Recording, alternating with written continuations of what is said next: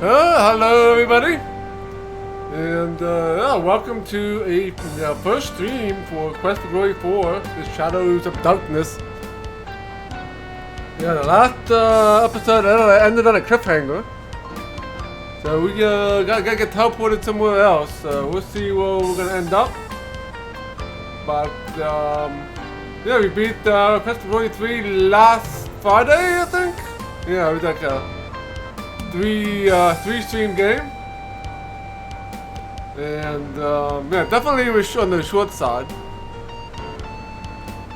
Yeah, a lot of story-based stuff in the last one, but not too many puzzles. It's most Quest for Glory games have good ending boss fights and stuff like that. So overall, it was good. But I think the first one is better in the way of puzzles and stuff like that. So supposedly the fourth game here is the best game in the series. So we'll see how that goes. So we'll be importing our character. We'll be Paladin, and yeah, we'll see what happens. Obviously, we won't beat it this week, but definitely think we'll beat it next week. Sometime. And then we'll be moving on to Doom 1, which will be interesting. And then yeah, and then we'll be doing the last one, Quest for Glory 5. We'll do Quest for Glory 5 after we get done with Doom. And now we'll wrap up the Quest for Glory series. And yeah, we're gonna move on to other stuff, right? And of course, this weekend we will be playing some more Might and Magic 6. So we are currently fighting harpies and these Magars folks. So we're gonna finish cleaning out that sector, and yeah, to figure out where we're gonna go. I think we're gonna be heading over to the Haven sewers. It's the next dungeon in Might and Magic 6, so that'll be this weekend. So Saturday and Sunday at 1 p.m. we'll be doing that.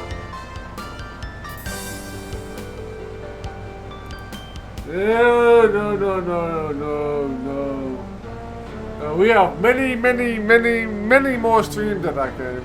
I think we're like 30 hours in, I think. But I think it's moving a little bit better in Might and Magic 6. Now that we have some levels under our belt and some good spells.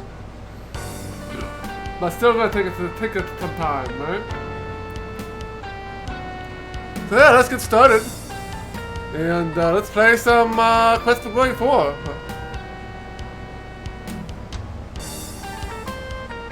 Yeah, so welcome to the stream, Duncan Tracks. And Talking Jade, welcome. Well, you can always watch it later, alright? Or you can watch it when I put it up on YouTube, which I am way behind on. Because I've been trying to take care of getting stuff off my old hard drive. Well, so I can reformat it, and hopefully it's still going to be somewhat good. But we'll see how that goes. But yeah, with the games will eventually end up on YouTube. I got the first Dragonlance game up there at the latest one, so we're still like 3 or 4 games behind. Yeah, Fly and Water Walk, yep, indeed. And yeah, welcome to the stream there, Gimme Colorado. So let's import our character. I think I copied a follow, but if I not, I can do that real quick here.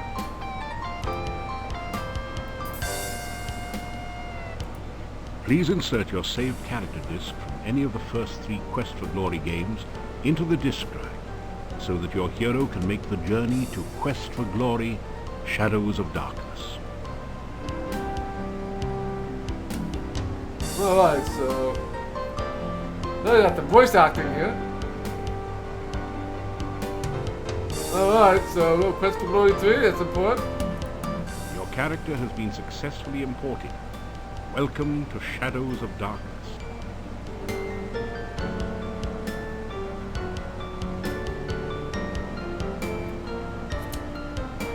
Alright, let's continue. We have a paladin here.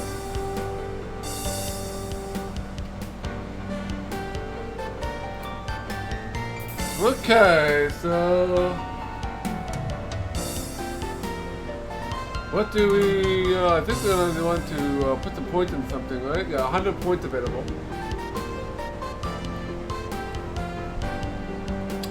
Yeah, we spent a lot of time last game raising up our throwing ability. So I wonder if we're going to be using a lot of climbing in this game. Because it's one of the ability that we did not use in the last two games at all. Very rarely.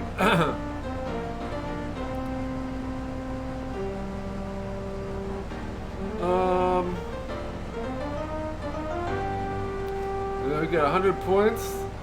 And we probably don't have a lot of money either.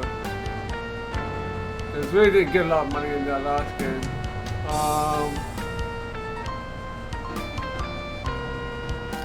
Yeah, what do I want to raise is the question.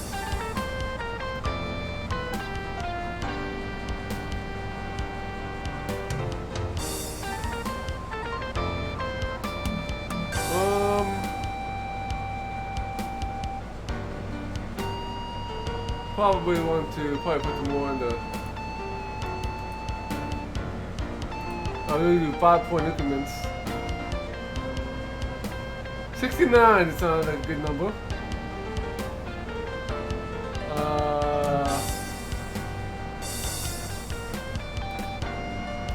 Let's get agility, some vitality, get some luck. Yeah, get some strength. We might as well increase our weapon use. Don't use parry and dodge too much, so I won't put too many points in that. Alright, I think that is gonna be good.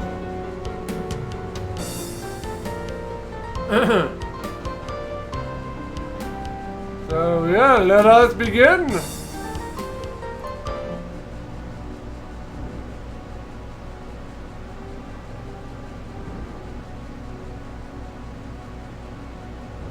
You awaken from nightmares of flying and falling.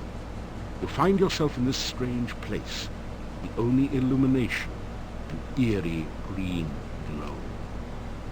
You've lost your weapons and the contents of your backpack somewhere during the journey. All you have are the clothes and armor on your back. This leaves you with 4 burning questions. Where are you? How did you get here? Who brought you here?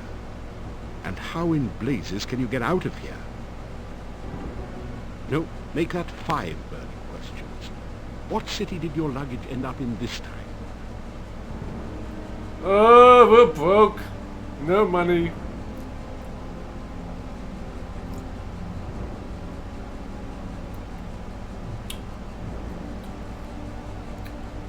Alright, yeah, let's just see what we got. We got plate mail. Plate mail consists of a section of metal plates welded in flexible chain links for superior protection.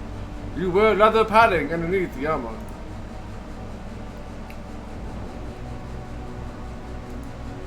This simple money pouch contains all the money you have with you. You got 1 crown.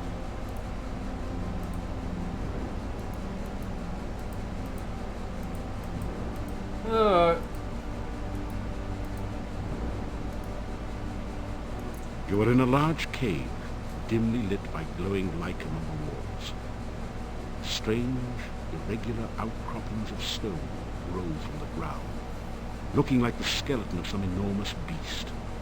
Here and there, petrified human bodies seemed to grow half in, half out of the floor and walls.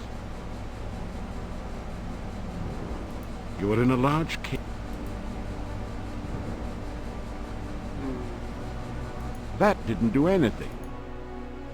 That didn't do. That didn't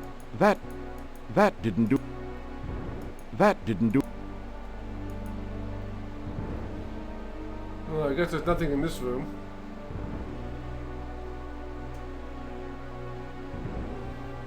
The valve won't budge.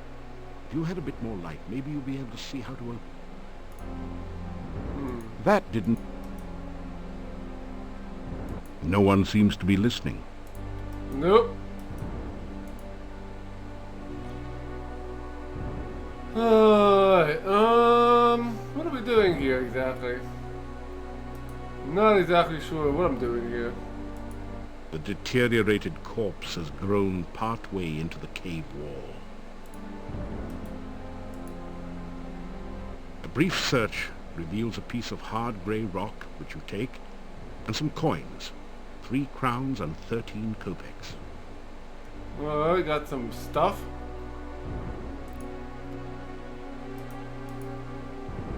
Got flint. So we need that to make the light.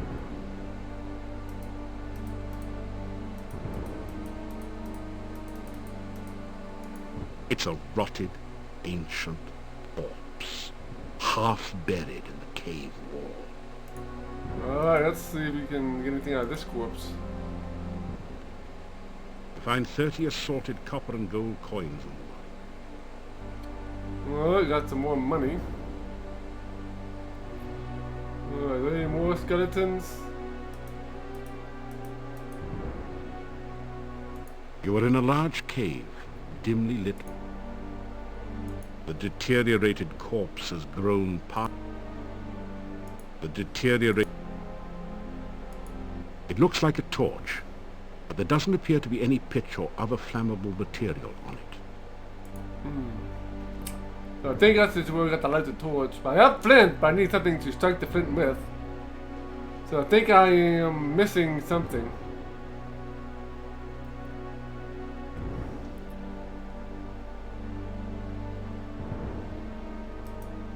Well, let's just poke this and see what we got here. You take the torch. Yeah, that didn't do anything, and after some rest, you feel better. It'll be two most phrases you'll hear. I have no doubt about that. We got a torch. Didn't your mother ever tell you not to play with matches? Well, the same rule applies to torches as well. Hello, Limousine and the kind of dude. Welcome to the stream. We're just getting started here. We're kind of stuck in this cave right now.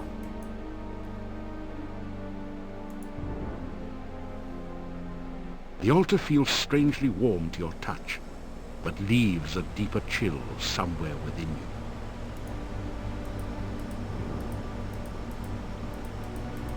What is it? This is some kind of altar to the Dark One. The top is covered with sand. Torch holders flank the altar to provide light for nameless rites and unspeakable rituals. Okay. Let's see what I have. Yeah, I don't have like a... I'm assuming we need like a sword or a knife or something to strike the flint with.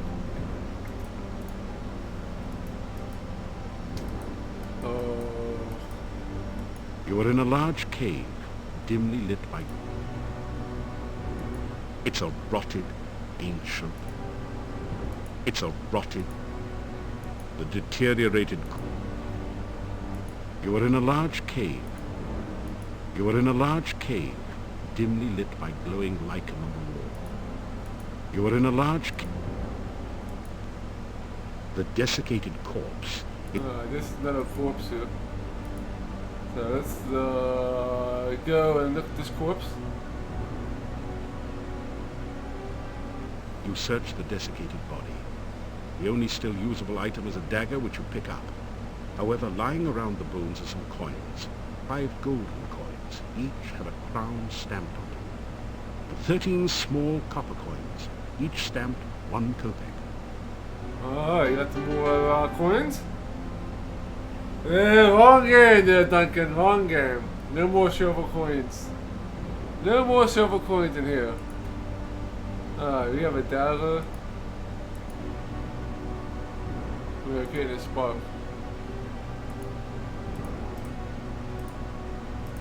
How do we... Hey, you have a torch now.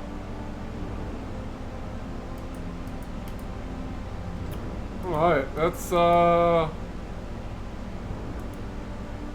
over here.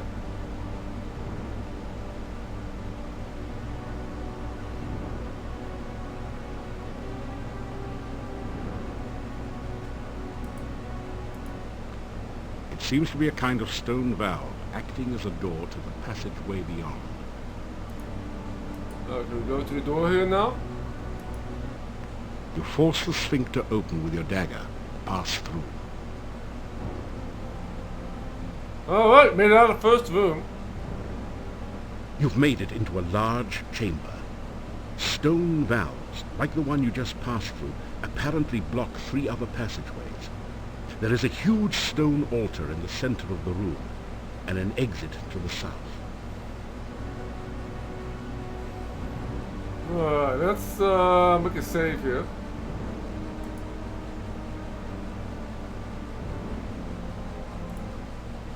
And have an automatic save like before. Let's just call this save 1.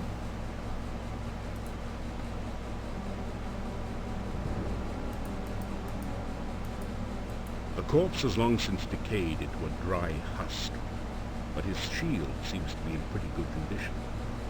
Lying next to the dead warrior are a battered sword and a coin pouch.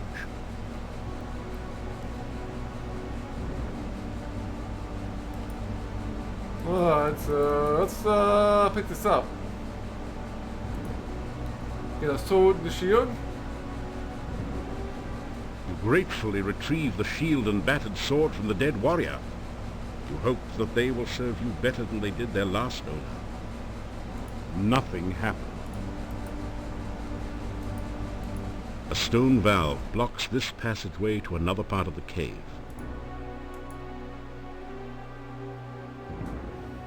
The rough stone altar is covered with dark stains as of blood long since dried to powder.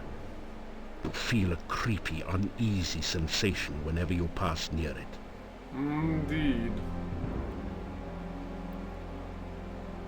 I think all these doors.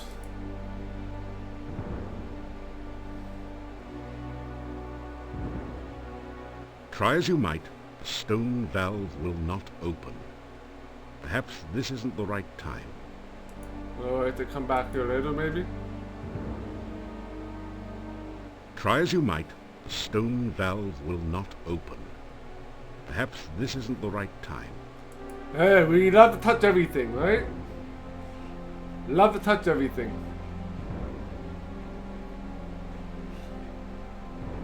Try as you might, the stone valve will not open. Perhaps this isn't the right time. That didn't do anything.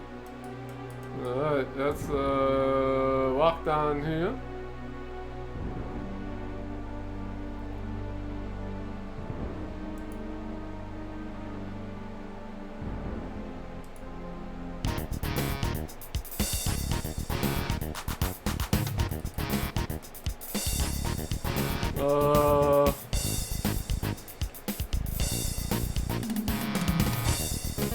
Combat's different in this game. I didn't even look at the manual, so...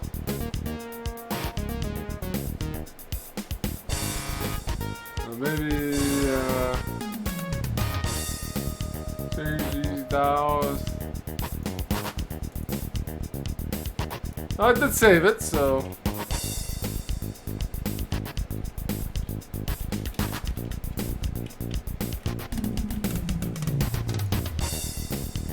there you go.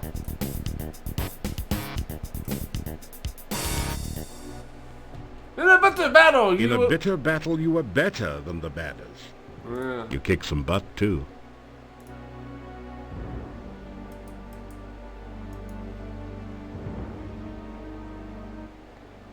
The badder wasn't carrying any valuables. Besides, its body is really gross. Death by bats, no close but no cigar, no deaths. It doesn't budge. Alright, so kind of figured out combat. It's kind of sorta. Something deadly lies in wait nearby. What do you got over here? There is a wide ledge of stone near the opening that leads back into the heart of the cave. A deep pit fills most of this hallway. The rope bridge spans the narrowest stretch of the chasm. Alright.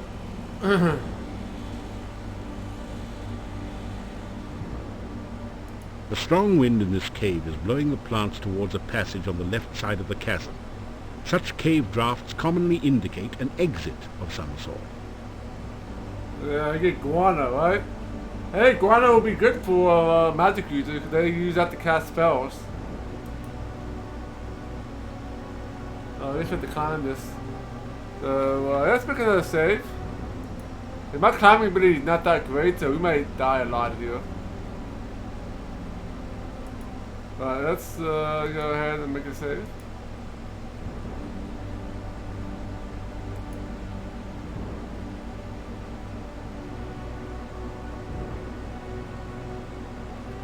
Okay,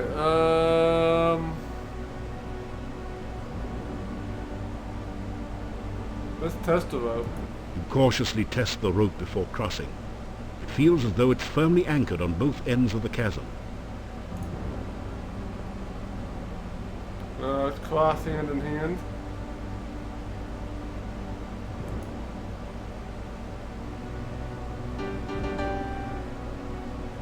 You just barely made it across the pit. Can we like take the rope maybe? A rope might be useful, but it's firmly attached on both ends. You think about cutting it loose, but then decide that you may have to come back this way again. Alright. Alright, I think that's it here. It doesn't budge. Let's go and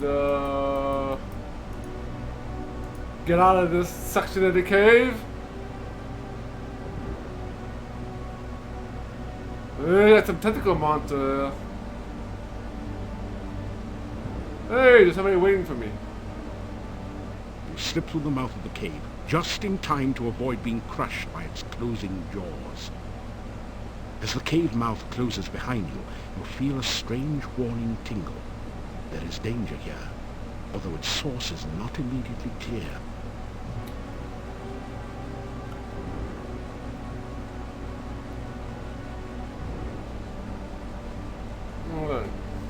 You are alive! Only one person has ever walked away from there before. Who are you? How did you get here? Oh, there are so many questions I want to ask you. But I have to get home quickly. It is so dangerous out at night in Mordavia. The town is due north of here. Be careful. There are many bad things wandering around. Good luck. Alright, I'm gonna need it. By the way, my name is Katrina. I hope we meet again sometime. Farewell. Oh, nice to meet you, Katrina. I got introduced to Katrina, which I'm sure she'll make an appearance later on. Well, let's see what this thing is.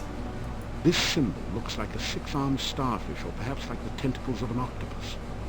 You sense a feeling of strange, chaotic power from it. The archway above the path is inscribed with 8 arcane symbols.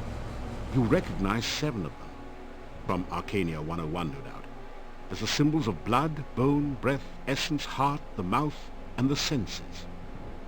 The 8th is new to you. It looks a bit like a 6-tentacled starfish, or perhaps more like a squished squid. Something about the symbol fascinates and scares you at the same time. So I wonder if we're gonna need to get like all these symbols. Or something.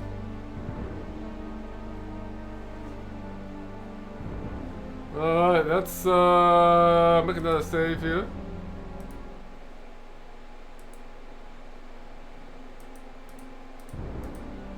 Alright, let's head off to the next screen.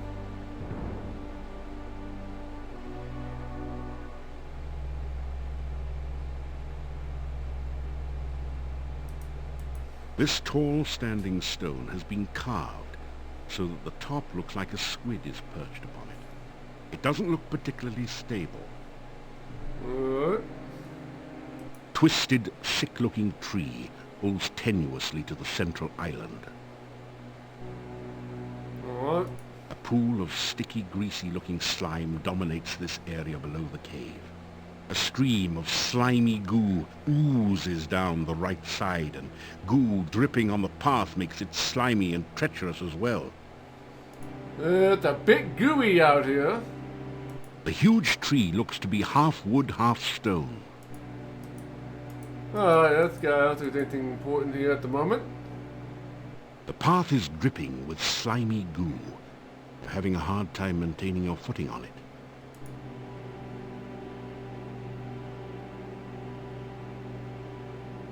Oh, you made it. We start all the way down.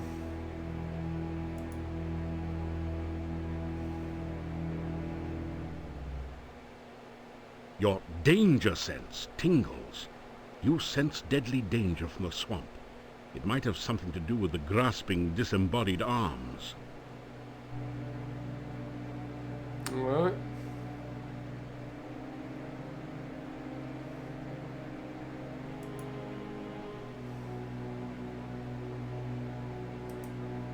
You see a floating, coruscating ball of light. Look at those, they got arms The here. decayed remains of a human arm claw at you as if to drag you down to share its doom. Yeah, no problem at all, that talking to you. Yeah, well. You watch me in the big screen, which is fine. Let's go and head off to the next screen.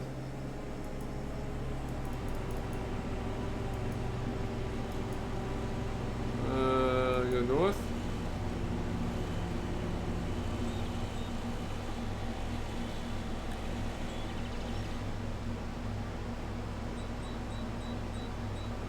This is where we're gonna get lost, aren't we?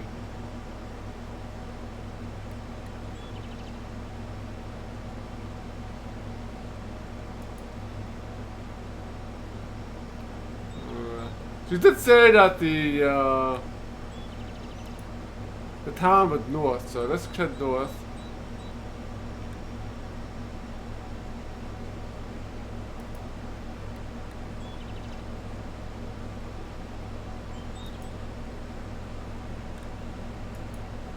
I can't go north here. Go back east here maybe? Or maybe to the west? Alright, let's go north some more here.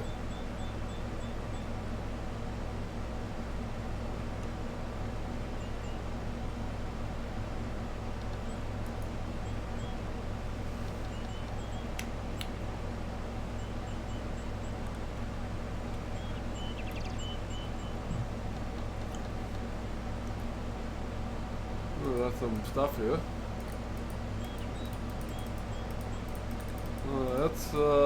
You are near the northwestern corner of the forest. Yeah, we have people walking the Grey forest. rocks litter the ground everywhere, reminders of glaciers long since passed. You grab a handful of rocks. Can we actually throw these rocks? Oops. We might as well save it since I'm in here.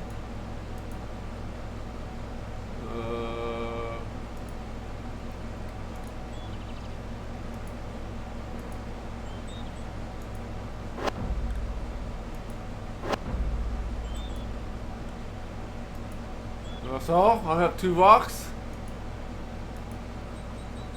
Yep, I used all my rocks.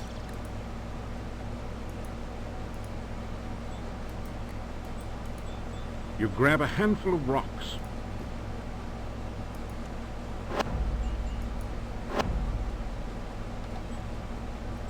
Alright. There are 2 rocks, it's not a handful.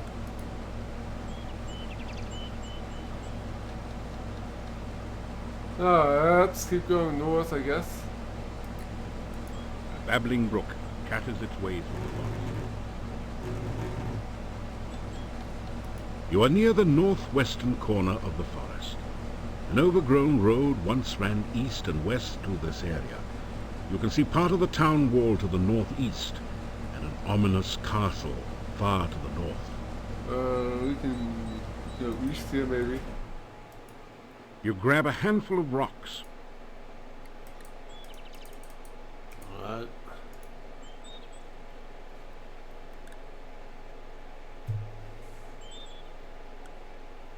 Well, there's a town up there. But we can't get there from here. But we can get there from there. We walked across the water. Alright, you made it! In one piece. Some beautiful giant pumpkins are growing in the field. The bottom of the gully is filled with water from the autumn storms. The villagers have erected a scarecrow to keep birds away from the newly harvested corn.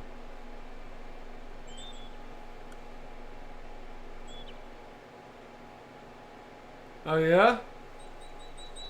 They had to agree for more money, they didn't quit, wow.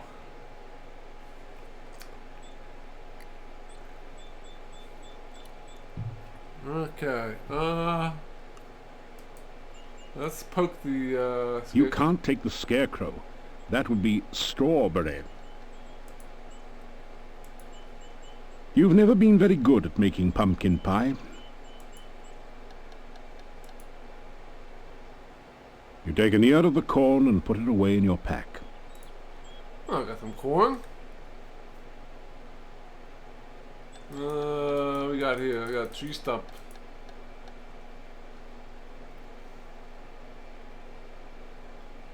Yeah, he also played in Wing Commander too. He played Paladin.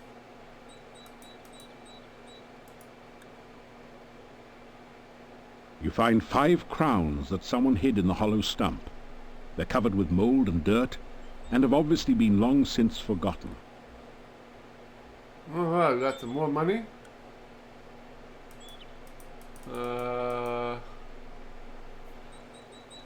Alright, I think that's it here. Let's head into town. They got some dirty money.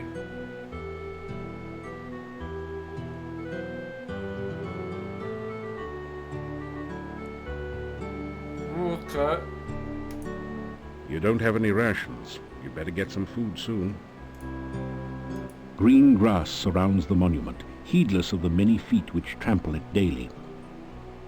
Green grass. Beautiful, out-of-season flowers grow all around the stone monument.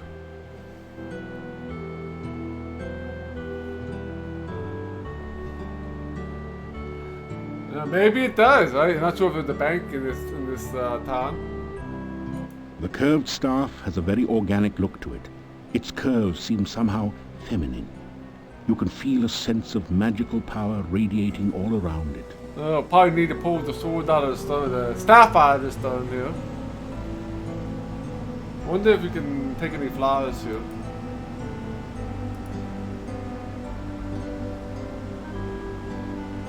You pick some flowers and put them away. Let's pull the staff out. The staff feels warm and almost alive in your hand. You hear an eerie voice in your head. This I must first do. The sacrifice of life for one of love. You find yourself letting go of the staff very quickly. Okay.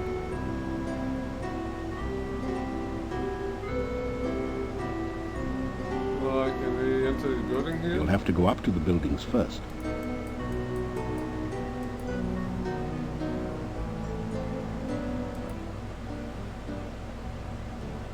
You! How did you get here? Why are you here? How rude. Few strangers come to Mordavia. I am the Burgomeister. It is my job to know everyone and everything that goes on here. Well, let's talk to him. Let's look at him first. The Burgomeister looks like a strong, hearty man, although he has a sad expression.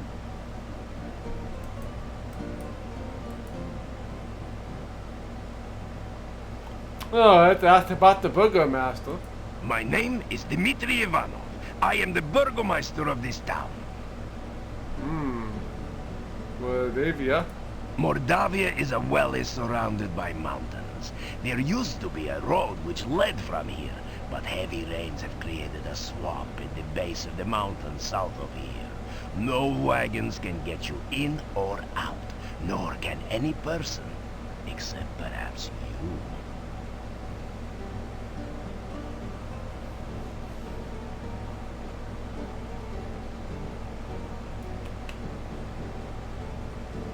Oh, we're in the poo. Well, that's pretty cool. This is the town of Mordavia. There is an inn and a shop down the street where you can spend the night or get some supplies and be on your way. The sooner you leave, the better for all. There are many dangers in Mordavia, and we certainly do not need a stranger to stir up new troubles. I don't think this guy makes us any burgers. I don't think this guy can make us any burgers. Oh, let's ask about the inn. The Hotel Mordavia has rooms and food. It is a safe place to spend the night. The shop does not carry much. We have been cut off from supplies for a while now. Still, you may at least restock your food rations before you continue with your travels. Yeah, definitely need to buy some rations. There are many strange and dangerous creatures that live in Mordavia. Trust nothing. The gates of this town are closed at sunset. Do not let yourself get caught outside after dark, for few can survive a Mordavian night or remain sane enough to speak of it. Not worried about that. Just leave Mordavia quickly. No good comes from outsiders, and we do not want you here. So rude. This is the town of Mordavia. The sooner you... Alright, so I think that is about it.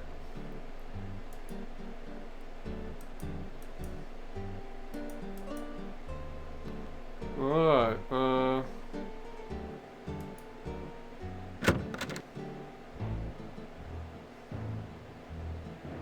Are you just sightseeing or casing my place? will you say anything else if you come into this place with the same stuff? Well, I gotta talk about the Adventures Guild here. No, he probably didn't do anything with the tourism brochure. He doesn't seem like the type that likes anybody visiting his town. The old Adventurers Guild is at the north end of town. It has been abandoned for many years, since we have not had many adventurers who could cross the swamp. Seeing as you are supposed to be an adventurer, here, have a key to the guild door. Perhaps you can find something of use there. Alright, for the townspeople. Everyone in Mordavia minds his own business and does not go looking for trouble. You obviously do not fit in well here. Okay.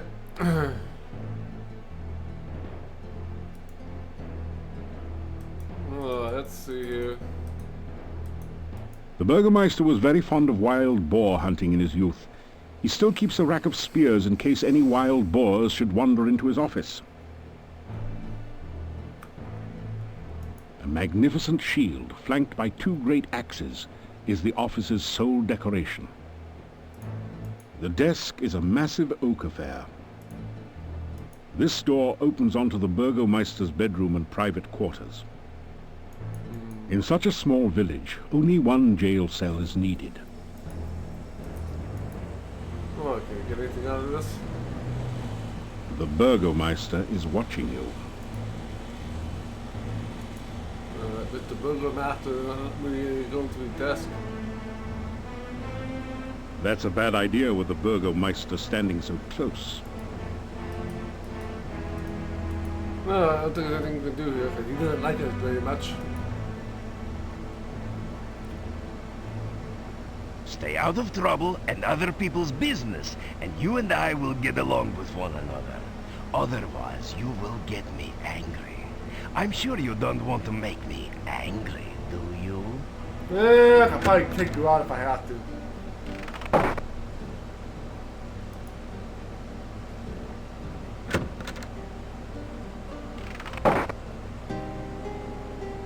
What have we got here? This general store is cheery and well lit, thanks to the warm hearth. The first things that you notice are the cats. They seem to be everywhere. Then you see the shopkeeper, sitting on her rocking chair as she knits. She's a very, well, sturdy-looking woman. So, you're the stranger in town. I've heard all about you already. Alright. The cozy cat conveys a calmness most common in comfortable confine.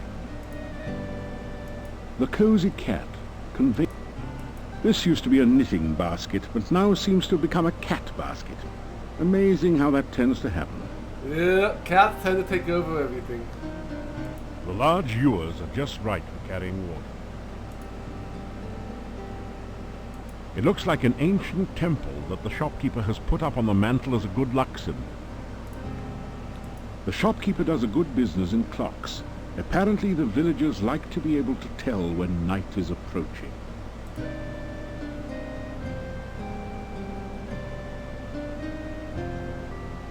That's probably dead. The cozy cat. This pot is looking a bit blue.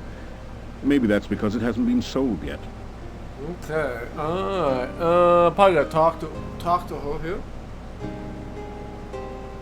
It's more time. Use travels fast, right?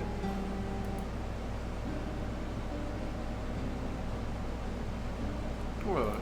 If you must, my name is Olga Stovich. What's your name, stranger? And what are you doing in Mordavia? You tell her a few things about yourself. Oh, professional hero, huh? Easy to say, hard to do. We'll see. Okay. What goods are for sale? Let me see, what could you use? Well, besides my regular items like brooms and pens, I really don't have anything else for adventurers like yourself. Now, I do have some lovely sandwiches you can use for rations. And garlic, of course you'll need garlic. I've also got some oil you can use to keep the weapons and armor from rusting. And if you like sweets, I've got some yummy homemade candy. Although the garlic-flavored ones have all been purchased by now. I'll have to make some more. Oh, and a shopping bag to carry things in. I have a couple of those left. Alright, so what do we want? Definitely want the rations.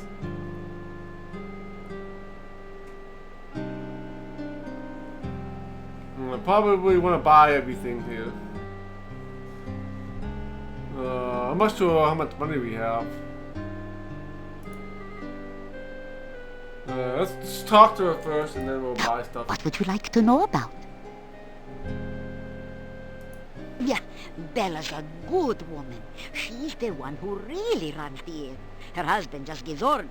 Someday she'll give Yuri a piece of her mind, and good for her. The things she puts up with. Bella, she was a pretty woman not long ago. Was not called Bella for nothing. Losing her only child really aged her. What a tragedy. That's kind of sad. The castle north of town was abandoned for many years. Then, some strangers moved in 4 years ago. No one knows what goes on there now. But it won't be for the good, I'll tell you. Probably not. Probably that's where we're probably going to be heading towards, right? What about the werewolf? Werewolves are gypsies, no question about it. They change into wolves at night, eating anyone they can get. Nothing can kill a werewolf but silver or magic. So you be careful out in the woods at night. You hear me? The gypsy camp is not at all that far from here. Alright, so we're going to need to get a silver weapon to take on these werewolves. That is a bad place, and you'd better have nothing to do with it. It is dangerous and should have been torn down long ago. Many a stranger never came back after asking questions about it. So don't let your curiosity be the death of you. I'm sure it will. They have the monasteries we're going to as well.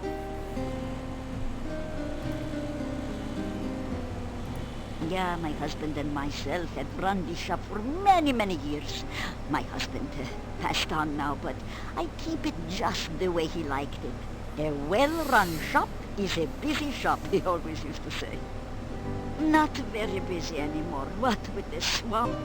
But I try to keep it going the best I can. Mostly housewares, but a few items that might interest you. Alright, so let's find out, let's just go purchase goods and, alright, buy some garlic. We'll buy, do you buy only one of each item, or how does this work?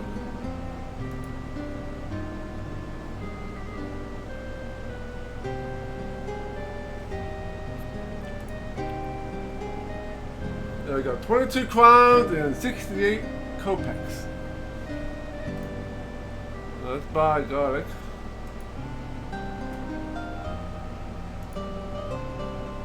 I guess we'll buy some candy.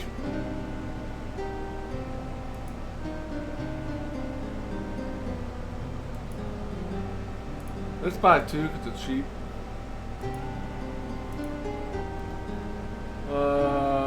Probably would buy oil flask. I don't know, probably buy everything. I mean, last game we needed to buy, use pretty much all the items at the start of the game, so we'll buy an oil flask.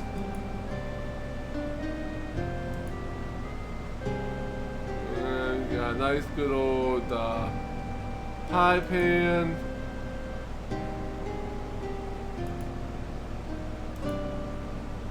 We got a hand boom.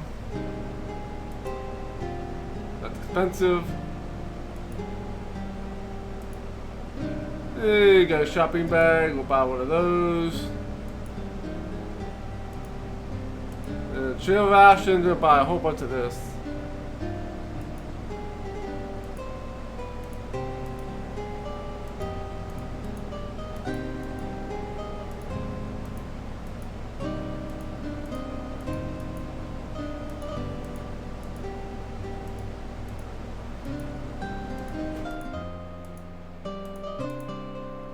They're buying 10 of these.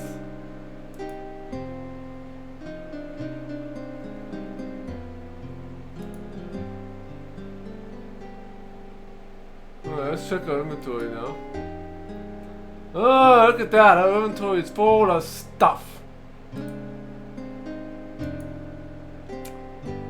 Oh, which one of these is the rations?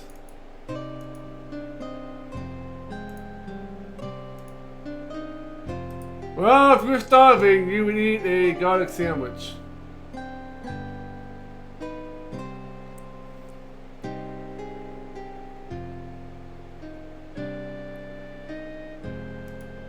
Well, I think that's all we can do here.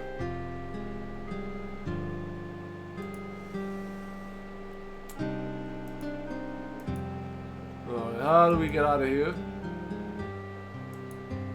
Let me out!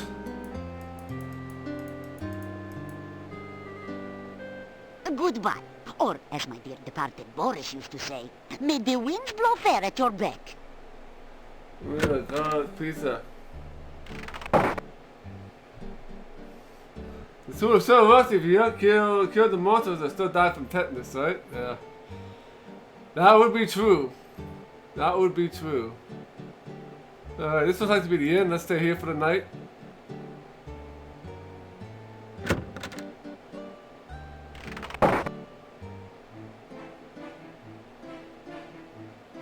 You've entered a small but nicely furnished country inn. Stairs lead up to the guest bedrooms. The floor is covered with sawdust and peanut shells. The barrel contains the few shells that manage to land in it. The innkeeper stares at you with an expression of fear and astonishment. It is several seconds before he speaks. This is the Hotel Mordavia. Rooms here are 15 kopecks for room and board. Pay for 1 week in advance. Your room will be the first room at the top of the stairs. When you want food in the morning or evening, just sit down over there by the door. Okay. Pay the innkeeper for your room and board. Thank you for your payment. Yeah, food is definitely not a problem in here. This is blind. I don't think I've seen this game at all. I've seen bit of 1, I've seen a bit of 2, and I've seen a bit of 5. But I really didn't see too much of 3 and 4.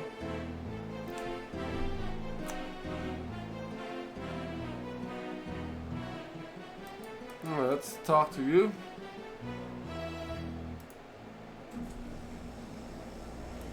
The Hotel Mordavia has been in my family for generations. It is the only place to be when darkness falls at night. Everything else is closed, and even we lock the doors. You must knock if you wish to come in. Okay, what's your name? My name is Yuri Markarov. My wife's name is Bella. We are the owners of this inn. If you climb the stairs, your room is the first door on the right. The doors of the inn close before nightfall, so make sure you are always back before sunset. Okay, about the town. Make certain you are back in town before dusk. The gates of the town will close solidly. Keep out any dangers. Yep, that means you'll probably have to climb over the fence if you come out at night.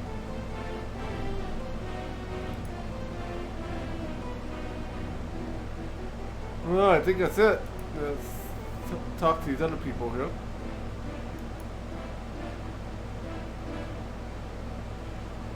That's about names. I am Hans. Pleasure's all yours. I'm a farmer of pumpkins and corn and a person of great importance here in lovely Mordavia. Oh, are you? Listen, I'm telling you, Igor's death must be avenged. Pleased to meet you. I'm Ivan, an elephant herder. Unfortunately, there are no more elephants in Mordavia, so business has kind of fallen off a tad. Okay, so talk about Moldavia.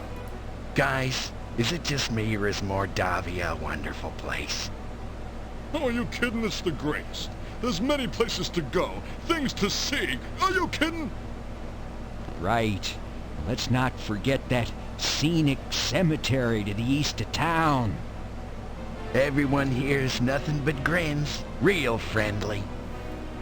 Yeah, except we don't know you. We don't like strangers. Or anyone else that's weird and doesn't belong.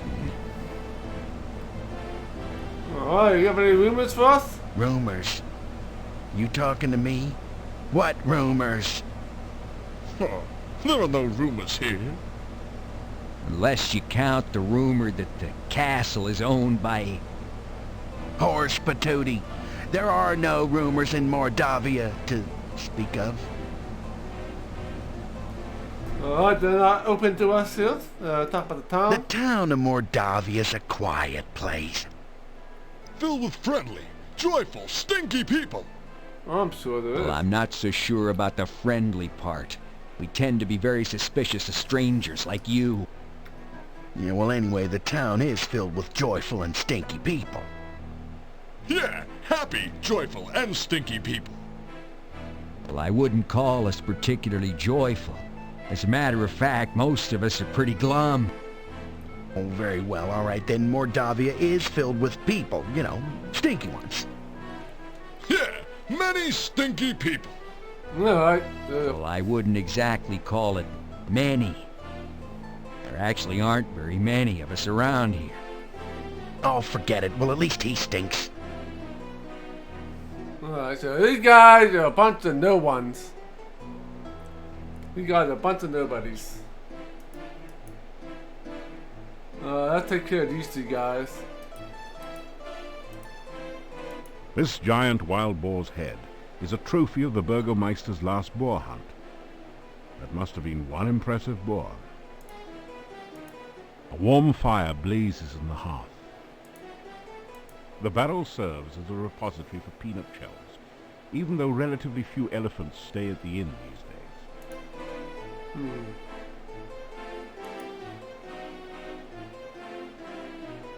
It is a plain but well-made chair. You might say it's a sitting pretty.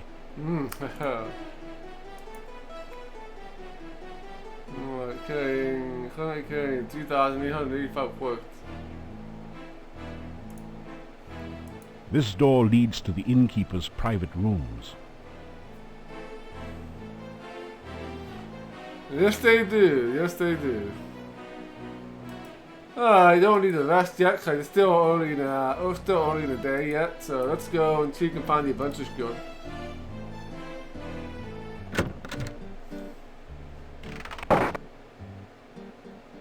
Alright, let's head up here.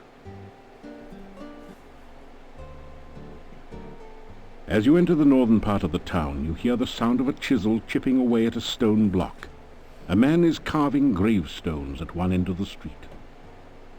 Your attention quickly moves from the stone carver to the ominous Gothic building in the center of the street. There is definitely something not right about this structure. A sense of great danger and hunger comes from near the door of the massive stone building. Of course. You know that we have to try to enter that big building, right? Because it's telling us it's ominous and dangerous. Alright, talk to this guy first, I guess. See if he has anything good to say. Yeah, let's look at him. From the hump on his back to his twisted body, this is either the Hunchback of Notre Dame, a mad scientist lab assistant, a gravedigger, or an Elvis impersonator. What else you up into? It's an advertisement for Igor's headstone business. There is a small, grimy window set high in the wall. You don't notice anything special there? It is a thoroughly uninteresting wall. Sort of a wallflower. There is an indentation near the middle of the shadowed door. It looks like a set of 6 curved spokes radiating out from a central point. How did they get those huge stones to stay in place? Through the archway you can see the east side of the town, the residential area. Alright, the up part of town, so we'll be in town for a while. Alright, let's go talk to this guy.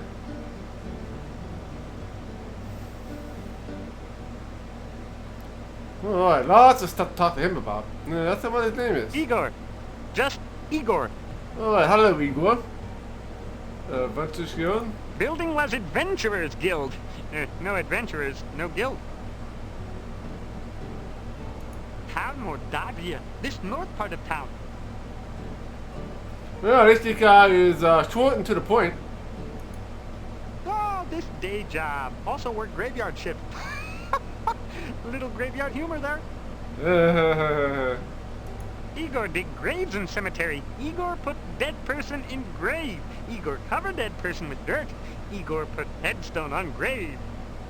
Oh, plenty job security around here. Business is piling up. Little graveyard humor there. Again.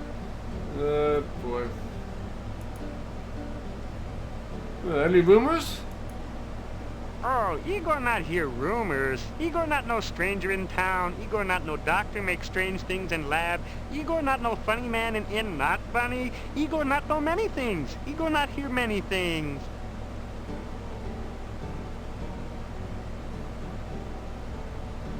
Probably would kill one, right? Yeah, he did not like puns. He did not like puns. Oh my. Let's talk about the monastery. Bad building. No go there. Bad, bad, bad. More people that say they don't go to the monastery, the more want to go to the monastery. Alright. Okay, that's And we just open it, we'll have to use the key to allow us in automatically, or what's how this is gonna work.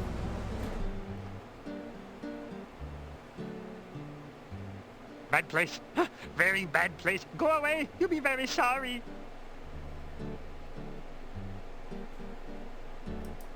Alright, let's save.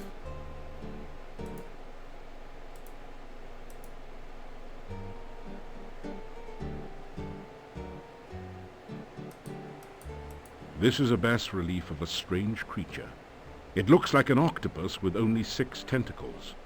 You have a creepy feeling as if it is looking right back at you. Alright, let's use the keys here.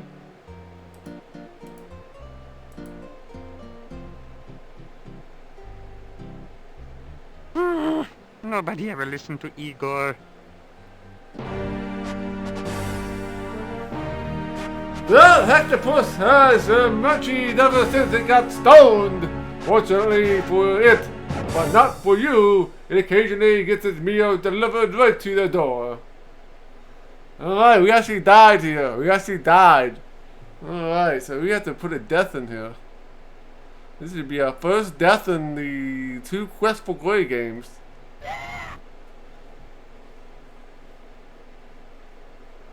Yeah, there it goes. There it goes. Alright.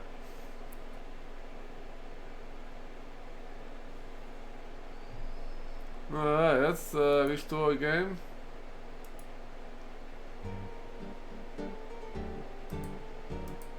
You can't see much through the filthy window. So I guess this is not the guild hall. It must be a different building. Maybe this is the monastery.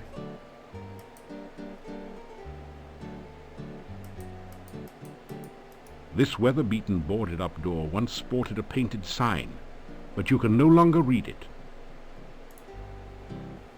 Finally, yes, finally guys, we have a death. This must be the Adventurers Guild. You can unlock the door. Unlock the door, using the key the Burgomeister gave you.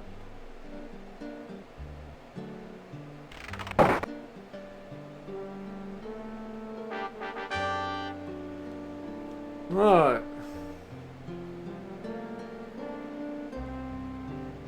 So we have this, I guess the Adventurer's logbook here.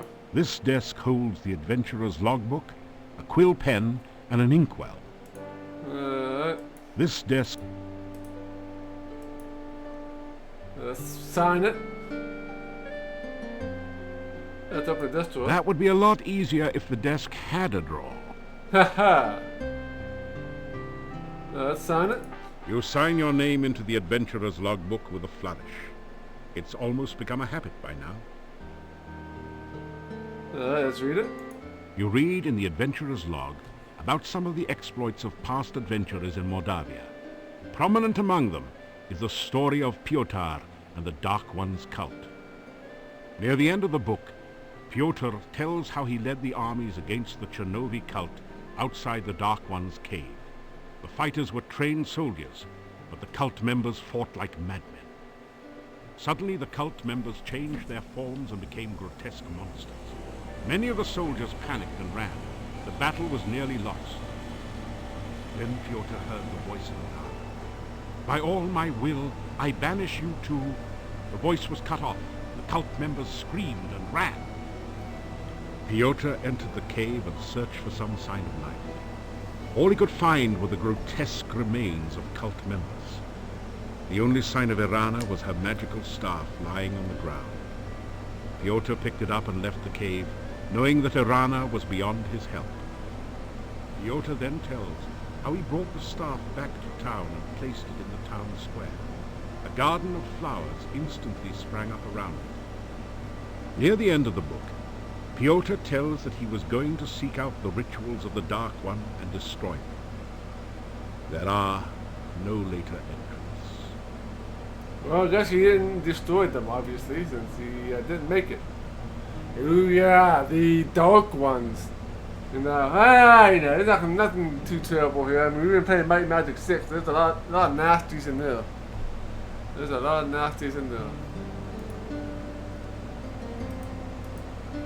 Any books? Are you able to read these? There are a number of books on the shelf, including Hero Magazine's Golden Guild Guide to Mordavia, Flora, Fauna, and Folklore. Then there's Talk Fool, a martial arts pronunciation guide. You see an exercise book, Essential Exercise. Build strong legs with the Bigfoot stair stepper. One of the books is a thin pamphlet entitled Famous Castles of Old Ages. Right. This one talks about climbing skills for upwardly mobile adventurers. It seems to be targeted at fighters and paladins. Might be something I might want to read. I'm not sure. Oh, there's one for mages. Creative casting concepts. There are a number of books on the shelf, including Hero... Then there's Talk. You see an exercise book. One of the books is a thin pamphlet entitled Castles of the Ages. Right. This one... Oh, there's one for mages.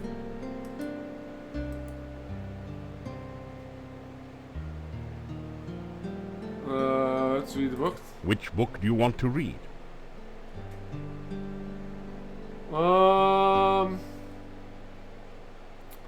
Let's read them all, I guess. As you scan through Hero, the Journal of General Job Adjusting, you find quite a bit of information that might be useful here. There are a series of articles about the land of Mordavia. The town originally grew up around Castle Borgov. The Borgovs were the boyars, or local noblemen, assigned the role of guarding the area from invaders. The chapter on fauna describes a number of interesting creatures. The Necritor is a vicious carnivore with big, sharp teeth. Some of the other monsters sound even more horrific. Oh boy. In the forest lives the Lishi, a creature known for playing practical jokes on travelers and playing riddle games, but which can also be helpful to those it likes. You learn about the Rosalka, the spirit of a murdered unmarried woman. Such spirits are said to inhabit lakes and rivers. They try to avenge themselves by drowning any man foolish enough to approach them. You could really learn a lot by reading this magazine thoroughly, instead of just browsing through it. Isn't it nice that we included a complete copy in your game box? Okay. Let's read the brochures. The book turns out to be an advertising brochure. It says, I, Dr. Cranium, predict that someday one of my descendants will become the subject of a major computer game. The Castle of Dr. Brain from Sierra Online. Jeez, how cheesy can you get? Yeah, thank you for the follow. Very much appreciated. Yeah, what's a game box? Yeah. Welcome to the stream, Eric Orson. Creative casting. The book is all about using spells in unusual and creative ways, such as calming a fire, using alternate flame and frost spells to make something brittle and break, and so on. You pick up a number of useful tips which will improve your spell casting.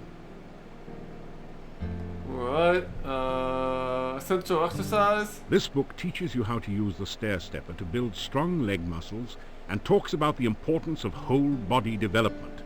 It says to build up your strength gradually by adding weights to the baskets. So that's probably something we can do here to increase our strength.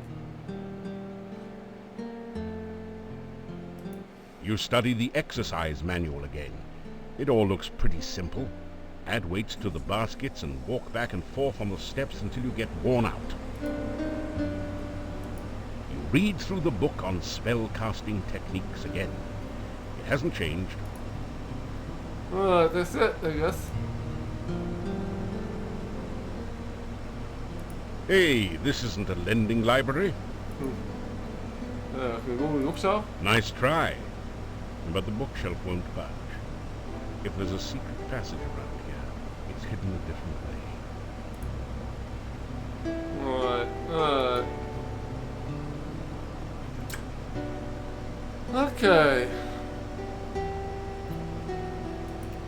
Let's take a look around here, see what we got, other than the bookshelf. There is a set of coat hooks in one corner. You never knew adventurers were expected to be that neat. There is an empty picture frame above the bookshelf. Either somebody thought the wall itself was a piece of art, or a thief has been at work here. The painting shows a proud-looking adventurer standing on an obviously defeated dragon. It might have had more impact if the dragon wasn't just as obviously winking. The plaque says, "Wish you were here in Silmeria, Dunstan." That's from the first game, if I'm not mistaken. That's in the first game. A portrait of an adventurer long gone hangs on the wall here. A small plaque at the base reads, "Yotor, Paladin." A finely crafted sword rests within this case, but there doesn't seem to be a door or any way to open the case. A plaque reads, "Break glass in emergency." Let's break the glass. Examine the case. The case looks totally solid, as if it was constructed around the sword.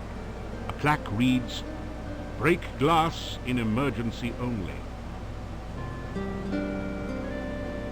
Let's break it. You break open the front of the case. Avoiding the broken glass, you pull out the sword. It looks like a fine quality weapon. We got a sword. A fine sword. You have a high quality, well balanced sword from the urgent care section of the Adventures Guild. I can steal whatever I want. Nobody's here except for me. I gotta give him the keys to this place. So I can take whatever I want. No, there's a rope and grapple here, I think.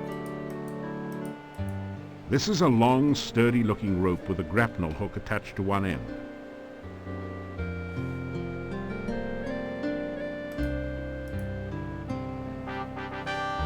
You pick up the rope and grapnel set and tie it onto your pack. Alright. The floor has deteriorated and looks unsafe in this section.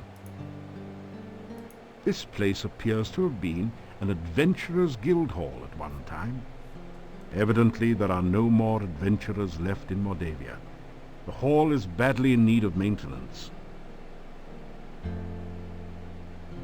Some round metal weights lie neatly stacked on the floor. I better hope Dr. Cranium doesn't see them. He'd probably invent the cannon and upset the balance of power. There's a hook up here. A large ring is securely attached to the ceiling. I wonder if we can put the rope on here.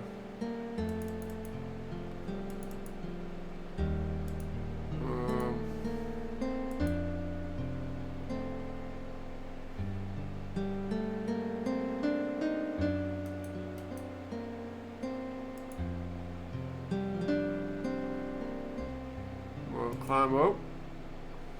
That was good climbing practice, but you haven't quite got it yet. Keep trying.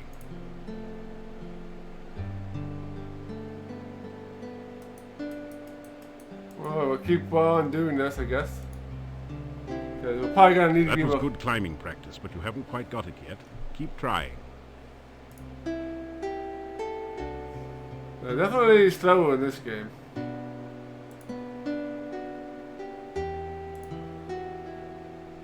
That was good climbing practice, but you haven't quite got it yet. Keep trying. Well, keep climbing this until we can climb up this rope. They're probably gonna need to climb. That was good climbing practice, but you haven't quite got it yet. Keep trying.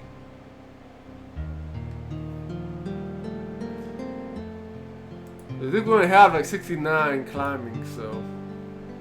That was good climbing practice, but you haven't quite got it yet. Keep trying.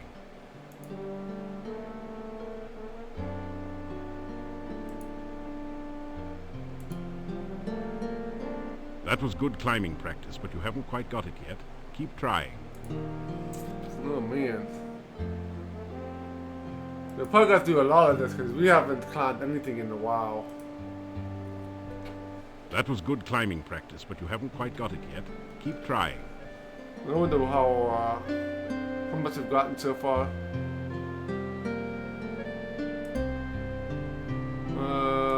That's gonna be under.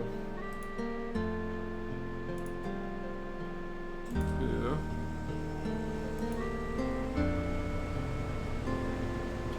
Yeah, so look at all our skills went up. I think we're reading the books to get our skills went up a little bit. We got a score of 33 so far.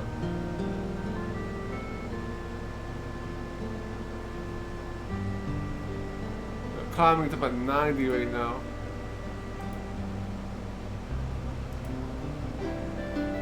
That was good climbing practice, but you haven't quite got it yet.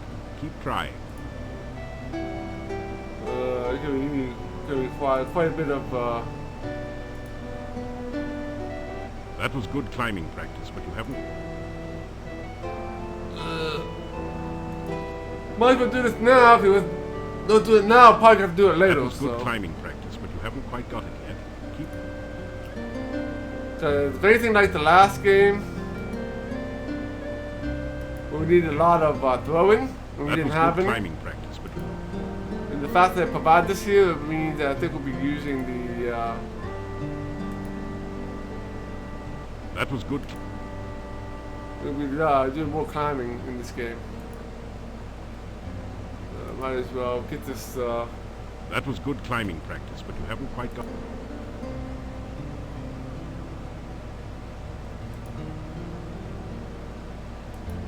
We probably need to get to 200. That was good climbing practice, but you haven't quite got it yet. Keep trying. Oh, we're running out of stamina too.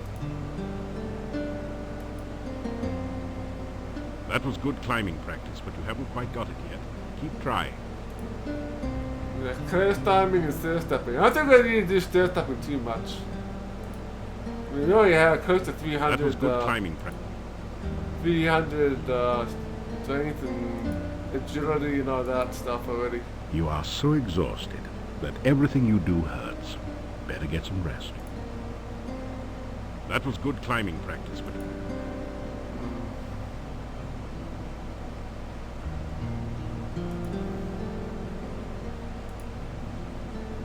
We're up to 119, we still can't climb the rope.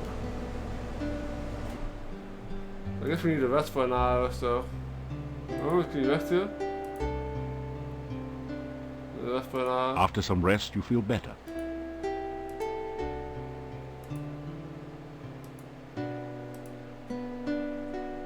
That was good climbing practice. After climbing. We might as well get this out of the way. Practice, but you haven't quite got it yet. Do we do it now or let's do it later, so. Trying to be a social climber?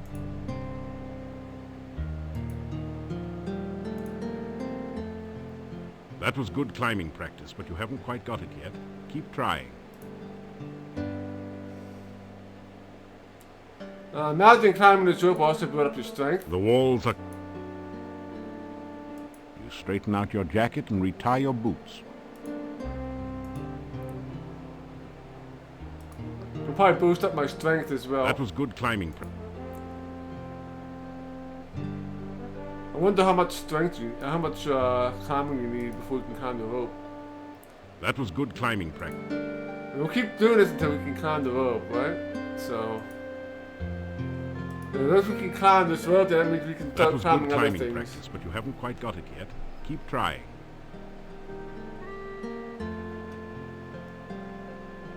But imagine I need at least 200 before we can even climb the rope. You are so exhausted. That was good climbing practice, but you haven't quite got it yet. Keep trying. Oh, let's see what we got here. I'll keep going here until we get to 200. Shouldn't take too much longer because we were already like 120 before. Yeah, we have 142. That's After some rest, you feel better.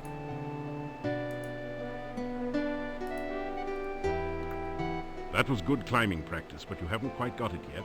Yeah, I mean, you're already able to. I'm assuming, I'm making a guess that once you get to 200, that we'll be able to climb this rope.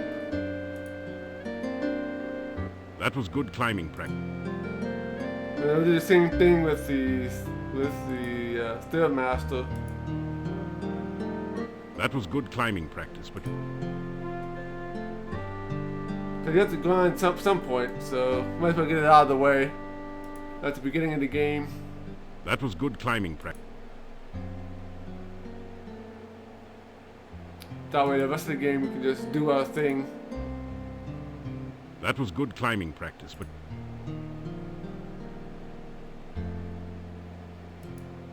trying to be a...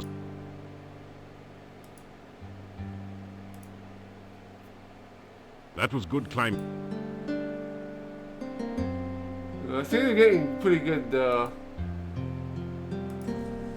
You are so exhausted that everything you do hurts. That was good climbing practice. Let's see, you got here.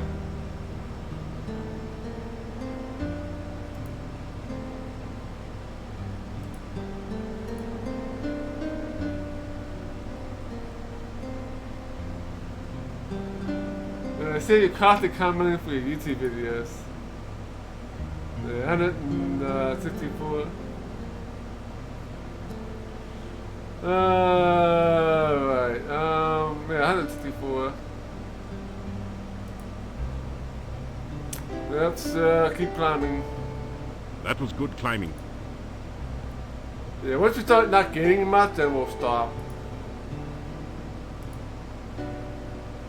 That was good climbing. Yeah, we need to rest, right? So.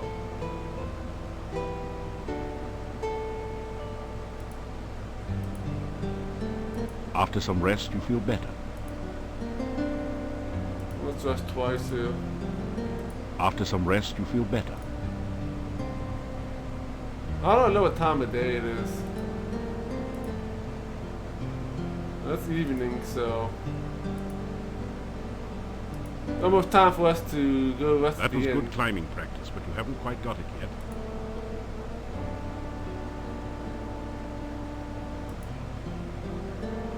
We'll climb for the rest of today. That was and good then climbing we'll stop. practice, but you haven't quite got it yet.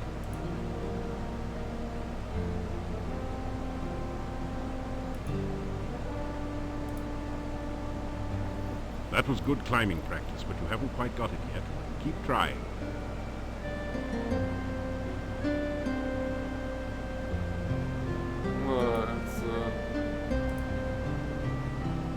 That was good climbing practice, but you haven't quite got it yet. Keep trying. Oh yeah? You can find a tactic. Yeah, I don't think I'm gonna find anything that can help the speedrunning. That was good climbing. I tend to be the slow runner here. That was good climbing.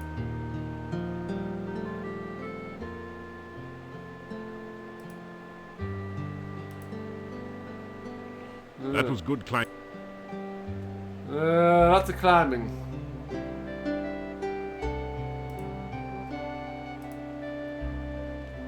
That was good climbing practice.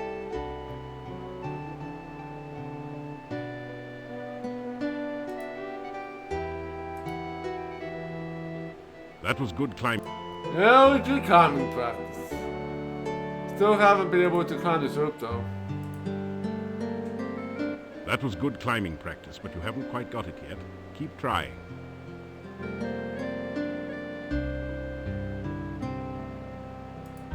You never know, right? Well, that was fun. Now you feel like climbing something even higher, like Mount Tana. Hey, there you go. You're able to do it. So we're almost out of stamina. Might as well finish it off here with climbing here. Well, that was fun.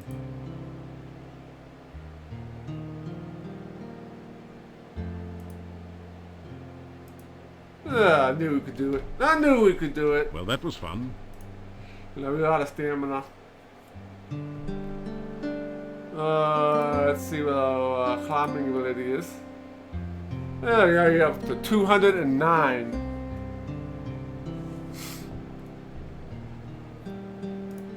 Alright, so let's head back out and we'll do the Stairmaster next time. Next day. Yeah, nighttime.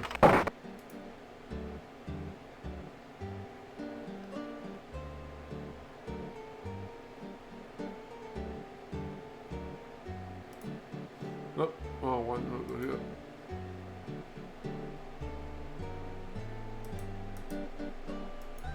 The general store has closed for the evening. Oh, well, there you go here. Instead, let's see the inn.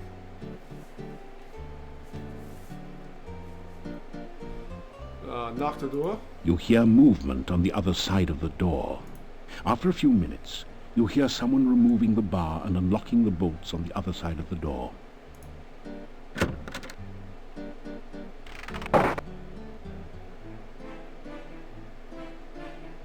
The inhabitants of the inn eye you suspiciously. You get the feeling that you're not particularly welcome here.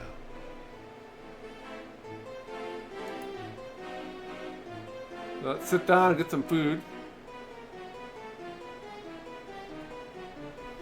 You get a fine meal of roast lamb garnished with red cabbage. Oh, and liberally flavored with garlic. Of course, everything is liberally flavored with garlic in this place. You straighten out your jacket and retie your boots. Appearances count. You straighten out... Well, how do you eat the food? You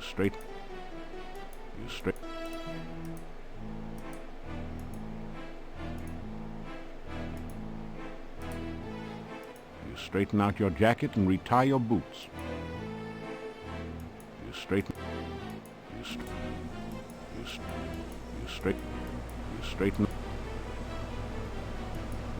out. Can you actually eat the food, or?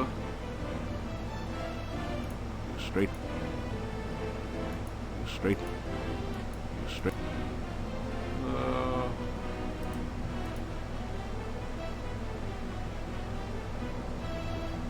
I can't eat the food.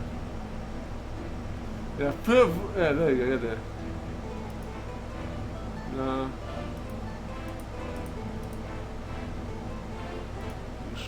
Can't eat the food. Straight.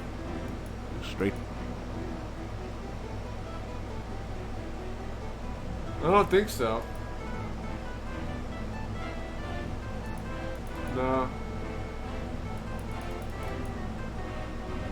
Nope. There's rations and the candy.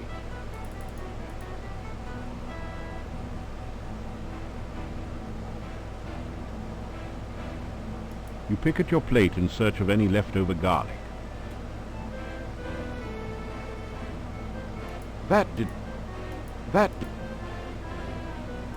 Straighten out. You pick at your plate in search of any leftover garlic. Straighten. Straighten.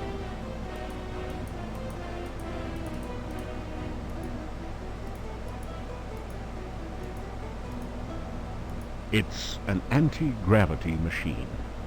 Well, maybe not exactly, but it does keep food and drinks from falling to the floor. Maybe, yeah, I'm not exactly sure. Straight. Well, I guess we'll try to stand up, but they can't get the food, so.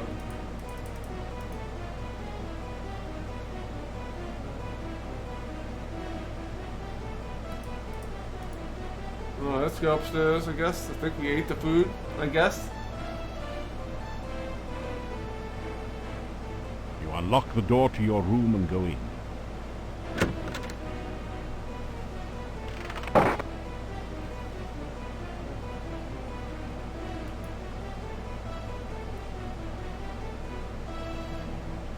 Alright, sleep into morning. You awaken as the sun begins to rise. That didn't... Let's get out of here.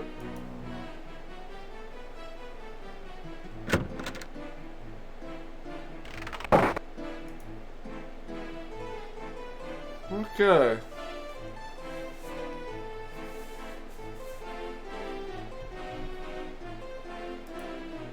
So let's go and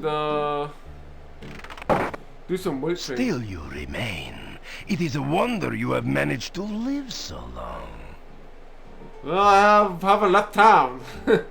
Been training. Just walk. Hey there, 100 player. Welcome to the stream. Good to see you. Let's do some more training here.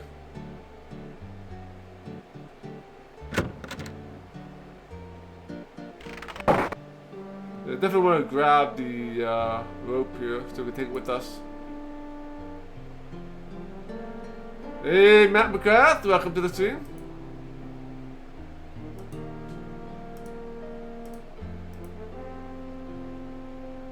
Any more weight might strain your muscles. Try working with the weights you already have in the baskets.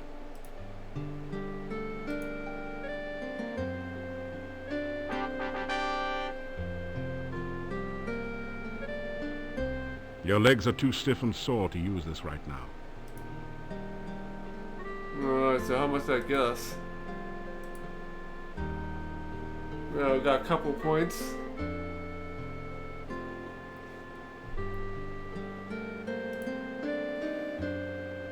So we could probably, After some rest, you feel... After some rest, you feel better.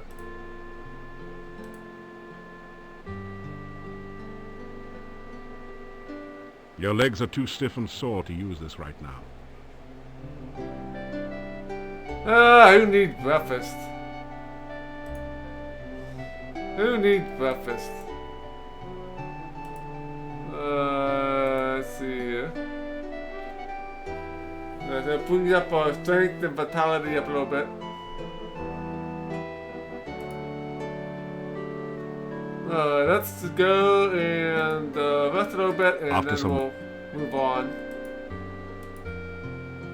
After some rest, you feel better.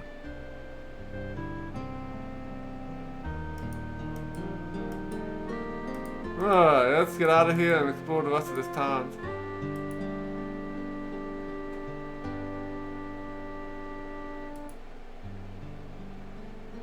Alright, let's go.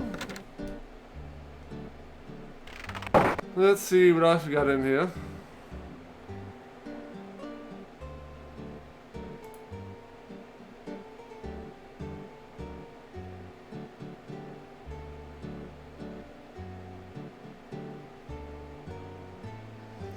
We can make a save since we did all that training. Let's go and make that save. Now, how many points do we have now so far? We got 39 score of 39 here.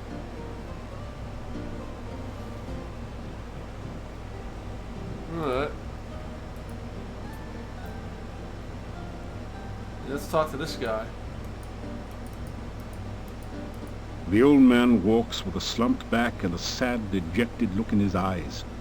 He seems to be searching for something that he hasn't been able to find.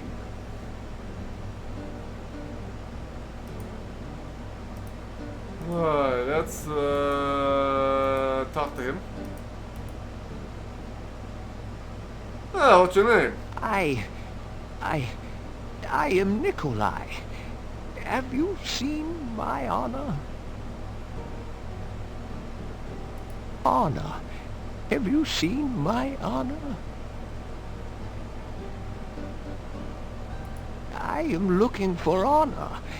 Have you seen Anna? We need to find this guy Dan apparently.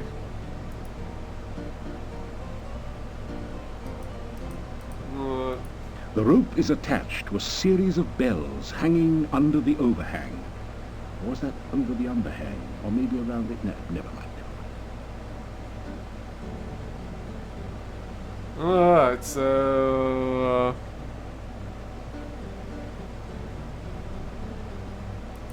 let's ring the bell here, I guess. We got bells.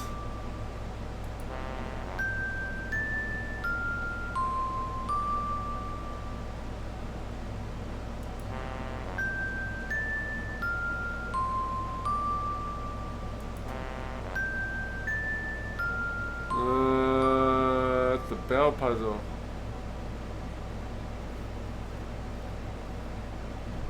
I'll have to,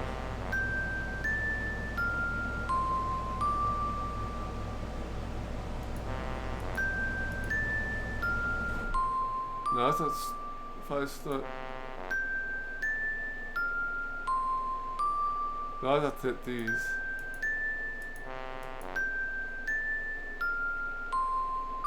Okay, so.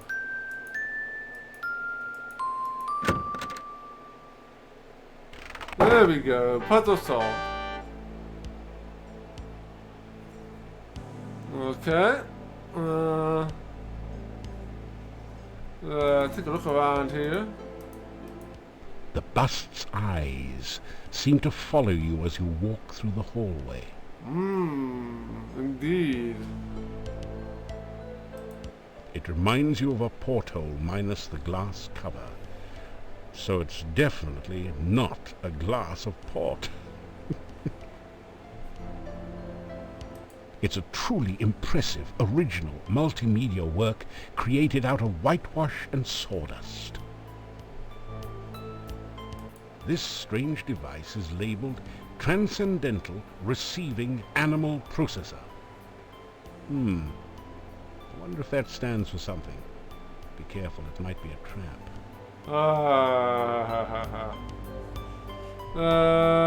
Yeah, I guess go through, let's save. Let's go to this door, I guess. Knock. How interesting. It sounded as though someone knocked on the other side of the door as well, several times. Listen. You hear something bouncing around behind the door. A lot of somethings. Doesn't sound good.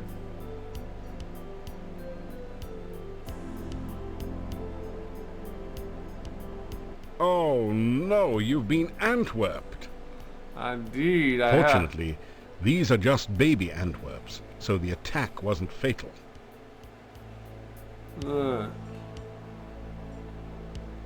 Something happened to the statue here. The bust's eyes seem to follow you as you walk through the hallway.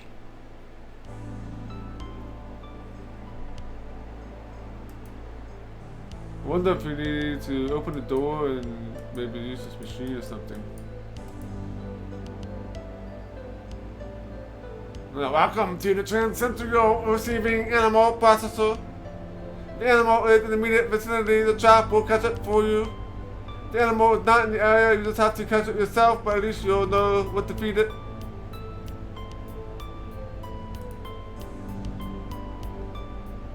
No. No.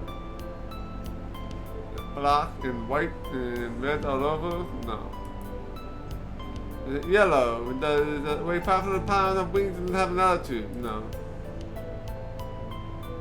No. Is it a gray wrinkle where the hat said only can prevent savannah fires? No. Is it bounce? Yes. You an elephant on a pogo stick, no doubt? No. Is it blue avocado shape and sings Boston Maldita? No. It must be an Antwerp you want. I only threw in Boston Maldita to make it tougher. Feed it avocado.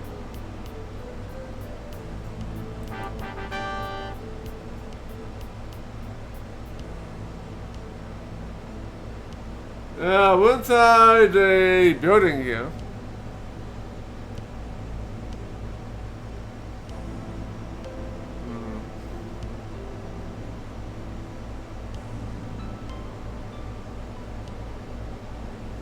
Maybe you need to feed the machine some.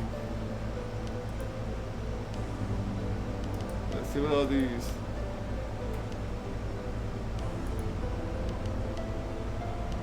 Avocado. Okay, they have avocado in them.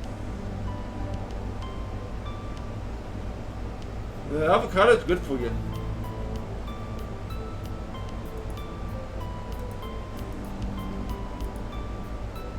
You bait the trap with avocado from your sandwich. Avocado was never high on your list of favorite foods anyway. The trap starts working. You've caught an Antwerp. It's simply amazing. Nothing happens. Oh, we caught the...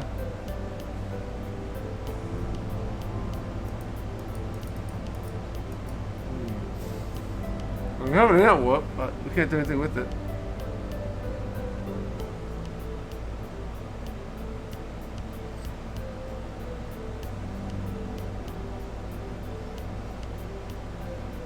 Okay.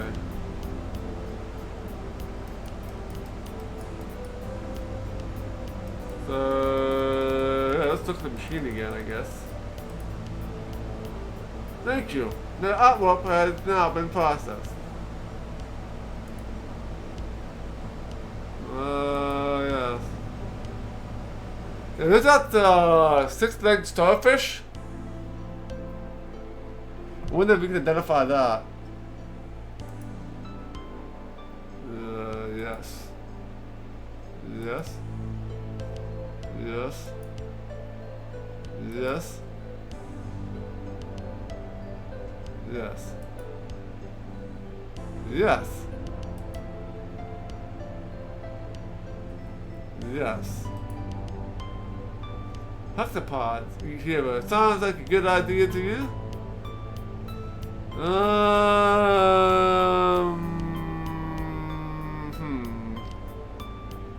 Not sure if I want to say yes or no to this. Probably no. Well, yes would be a death, probably. Yeah, you just step over here to the receptacle then. You've caught an Antwerp. What's your receptacle? I don't see anything.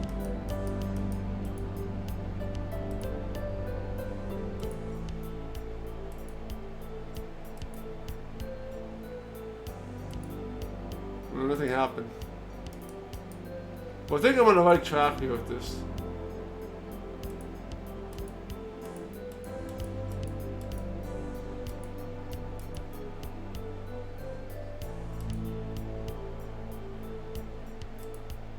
I was wondering, on a pinch, a clove of garlic would do.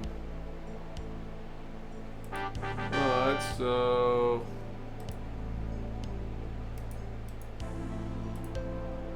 garlic? That didn't do anything useful. That didn't do anything useful.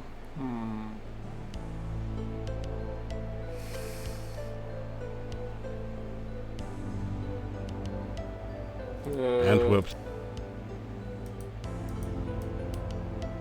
So I guess we know that the hexapods like garlic, but I don't think you can't do anything with the machine with it because there's no starfish enemies here. I don't think. Alright, I guess open the other door, see what happens.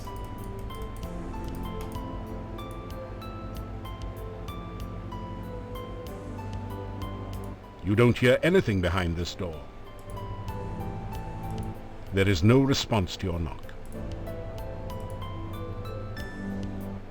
This is the Antwerp maze. Antwerps are naturally bouncy, so all you have to do is continually rotate the maze until the baby Antwerp bounces over to the key, then out through the exit.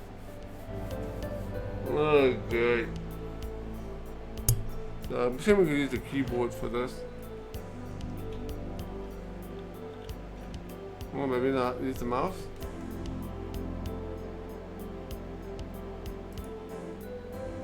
Okay.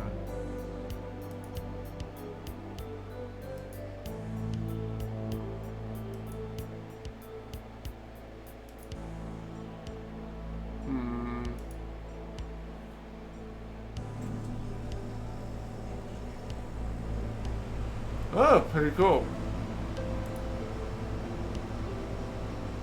So I think we'll keep flipping this way.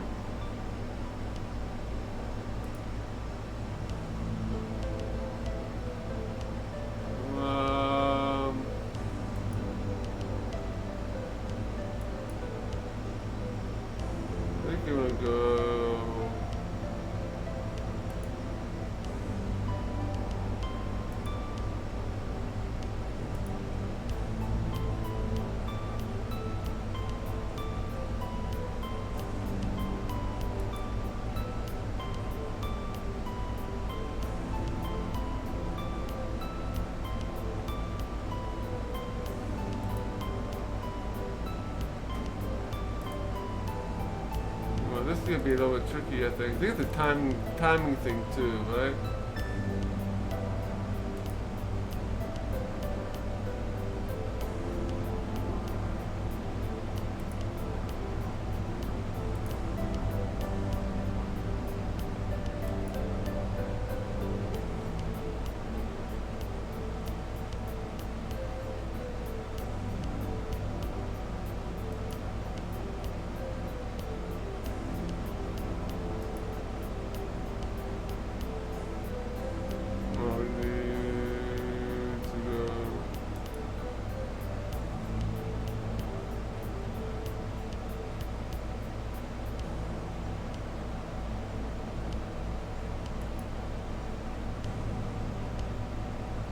Oh, I think I got the hang of this puzzle now. You basically have to time it and turn at the right moment. And you will so you go here, up here, over here, up here, this way, get the key, and then we have to make our way back.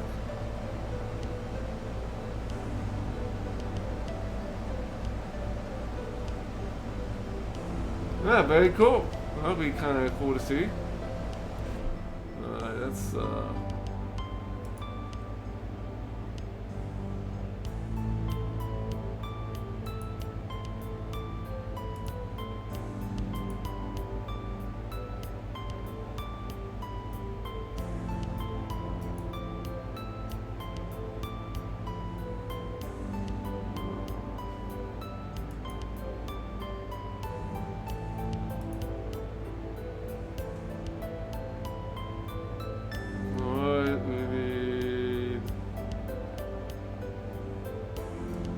whoops.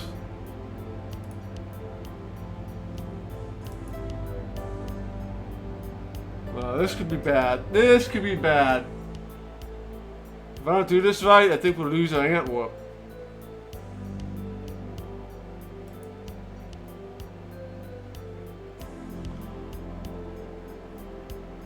Okay, let's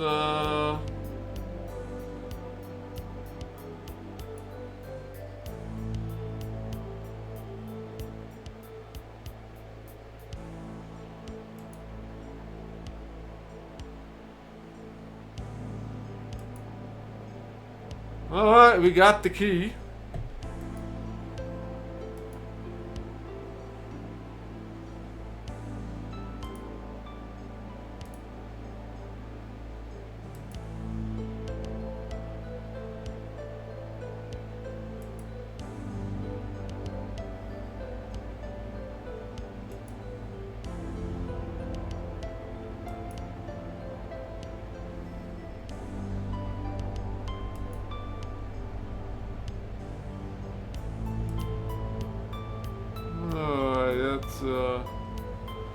Oh yeah, we gotta be careful here at this section. This could be pretty bad. Cause any of these holes here, I think we'll probably have to start over again.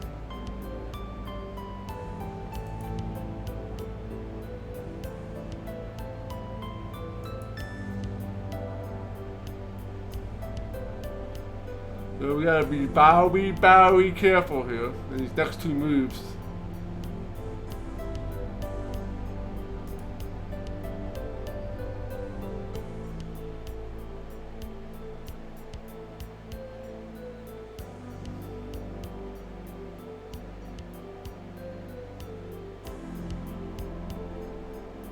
Alright.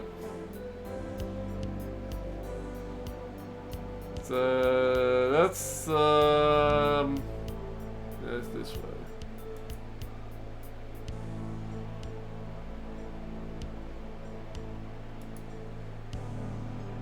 Okay.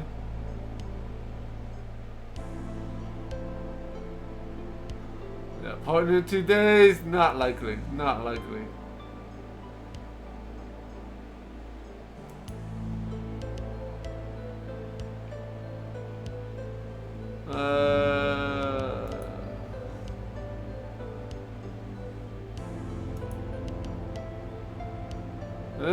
Get in there.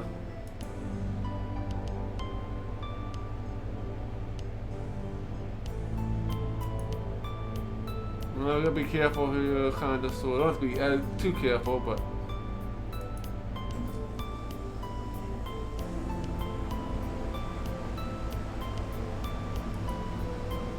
Alright.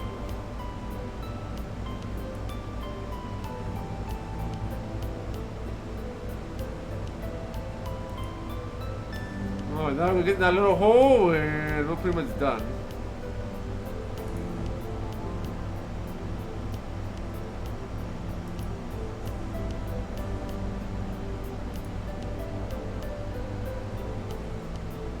Oh, I thought we had to move it here. Or maybe we have to take it through this hole down here. Time the maze rotations so the Antwerp is lined up on the path you next want it to follow. I already got that part.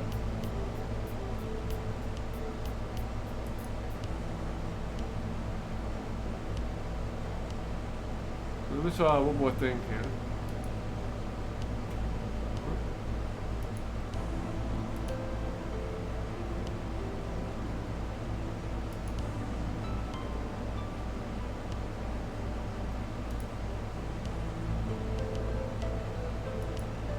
I can't get back in that hole again.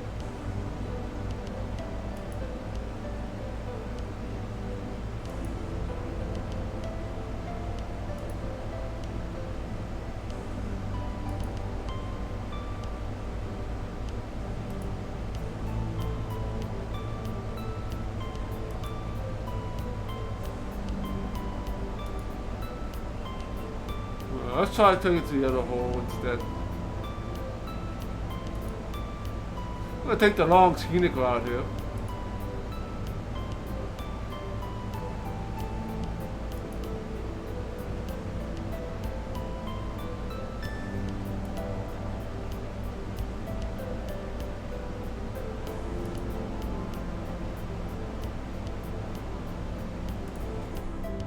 Flip wrong way.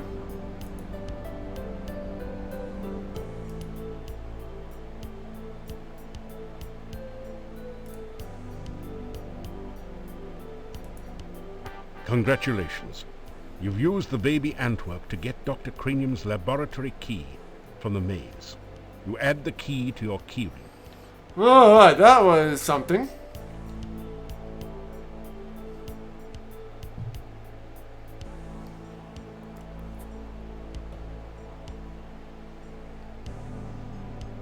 Alright, so...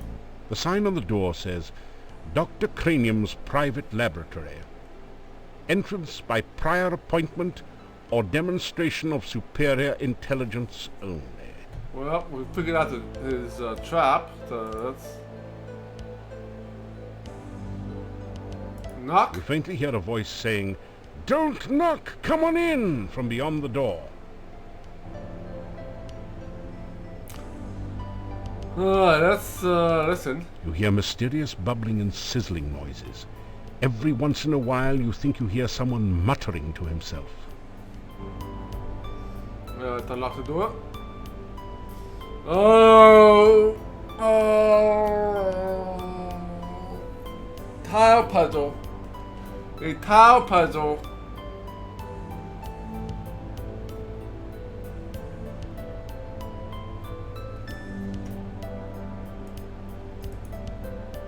What the fuck am I making here? Okay, keychain thing here.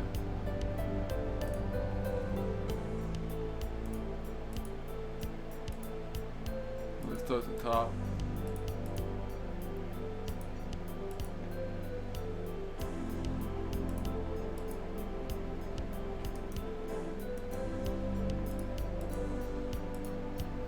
Cannot rotate it.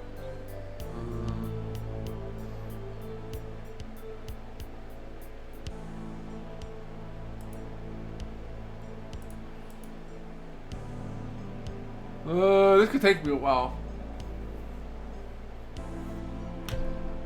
Alright. You can't.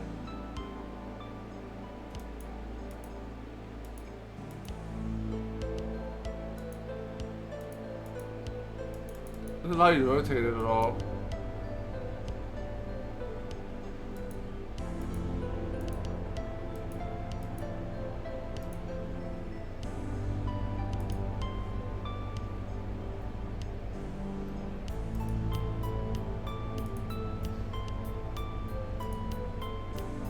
Let me slide that over.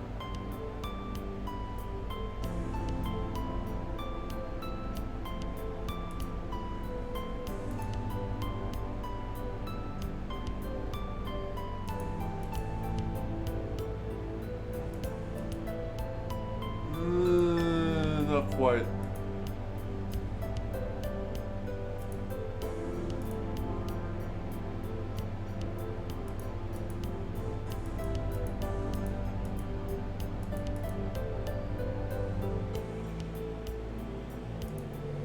Oh boy.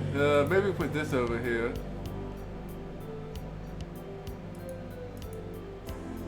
Something like that.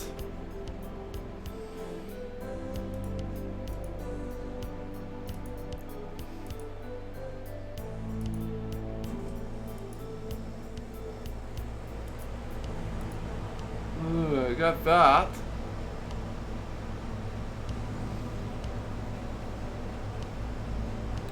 Hey! It asked me to look and see what it is, right? Not really cheating.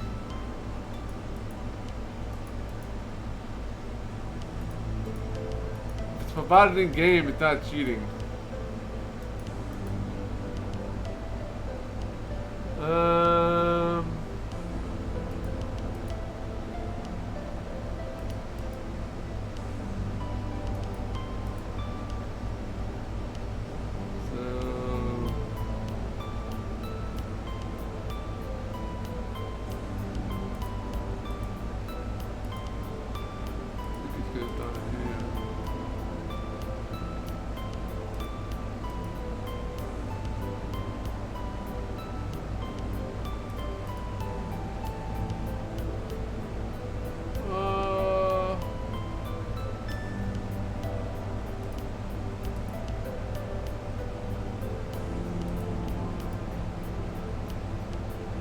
Something like that.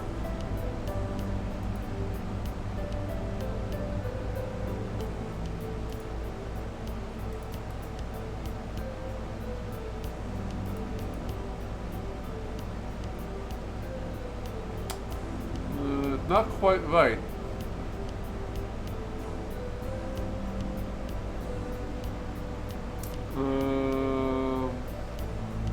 Let me get this red stuff lined up.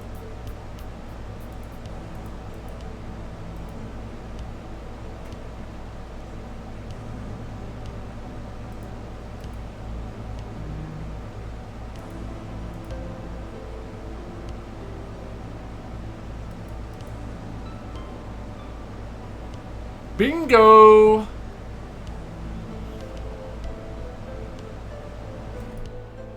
Great!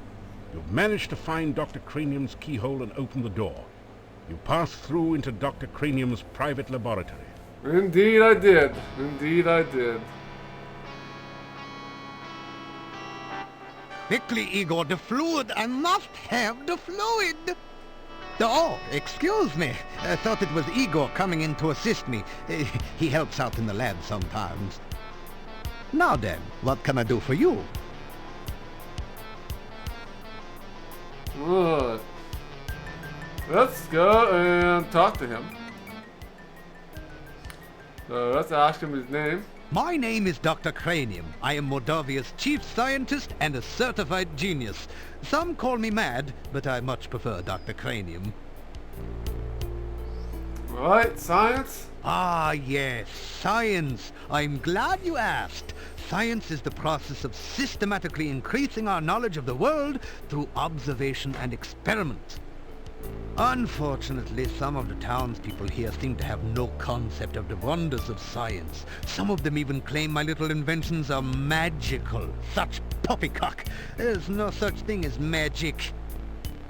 Still, the townspeople insisted that I should be able to use my magic to cure wounds and sickness. I told them that I am a scientist, not a doctor, but they wouldn't listen. I had little choice but to concoct some simple elixirs. They were childishly pleased. Science is really so simple once you understand it. Of course. So this is where you can get all kinds of potions. If you want to improve your stamina, then you should make sure you eat a healthy diet from all the different food groups and get plenty of aerobic exercise. That is science. Oh, you must mean my patented healing drink. You may have my last one. Unfortunately, I have forgotten the formula for its main ingredient. If you can help me remember it, I will be able to make some more healing drinks, although the work is very time-consuming.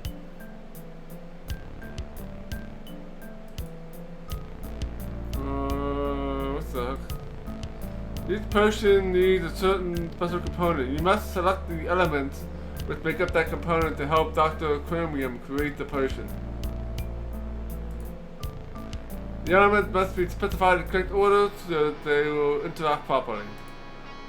There wasn't room for a list of the formula here, but you can find the full details about the elements and each ingredient in the game manual. The ingredients listed are alphabetical in the manual. If you are looking for the one that is early in the alphabet, look for the beginning of the manual and so on. If you do not get the game manual to copy Quest for Glory, Shadow of Darkness, then you do not have a complete game. Contact the shop retailer or Sierra to purchase a copy of Quest for Glory, Shadows of Darkness. Alright, I need my manual. Yes, I believe it comes with the manual. I will have to dig it out here. Let's see here. Might already be installed in the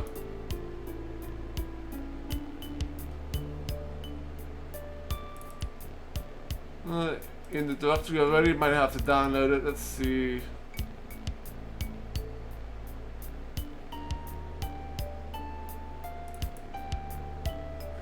Alright, the manual.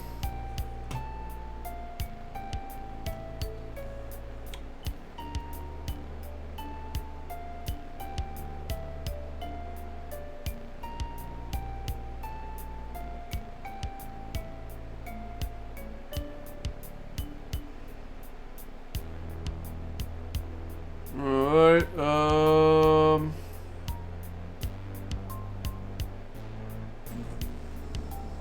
skills and abilities.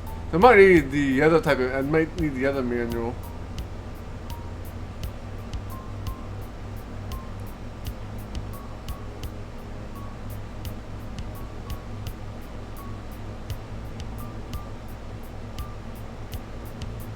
Alright, alright.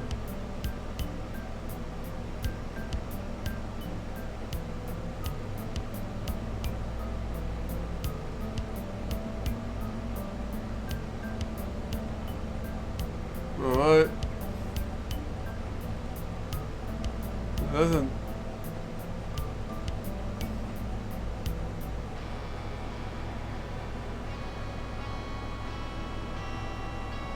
Oh, to use the keyboard. So not in this manual.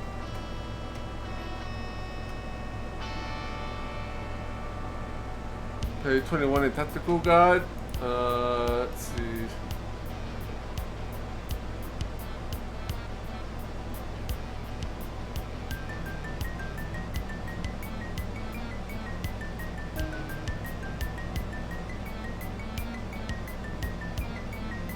Oh, I see where they're at now.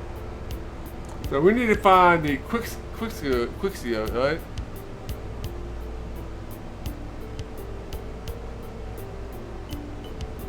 Yeah, there we go. Alright, I see it now. I was expecting a whole page of I was expecting a whole page of these codes, but they just put like one on each page. Alright, so we need water, wind, Fire. Round thing. Earth, I guess. Pizza. And wind again. Thank you. With that information, I'm sure I shall be able to create some sensational scientific solutions. Alright, what about the poison cures? Oh, you must mean my new universal poison antidote. You may have this one, but I will need some help with the formula to make more. Also, I am afraid I only have time to make one each day. Oh, we have Mexicalish. Now I gotta find. Alright, found that one.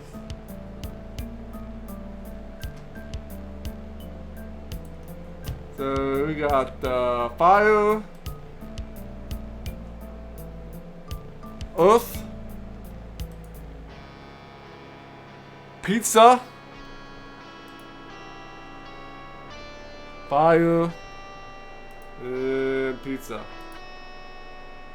Thank you. With that information, I'm sure I shall be able to create some sensational scientific solutions. How about the empty flask? You ask Dr. Cranium if he can spare an empty flask for specimen collection.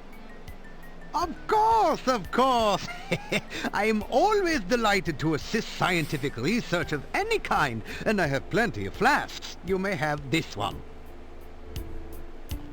So can I get like 5 maybe? You ask Dr. Cranium. Of course. You ask... Of course, of course. You ask Doc... Of course. You ask Doc... Of course, of course.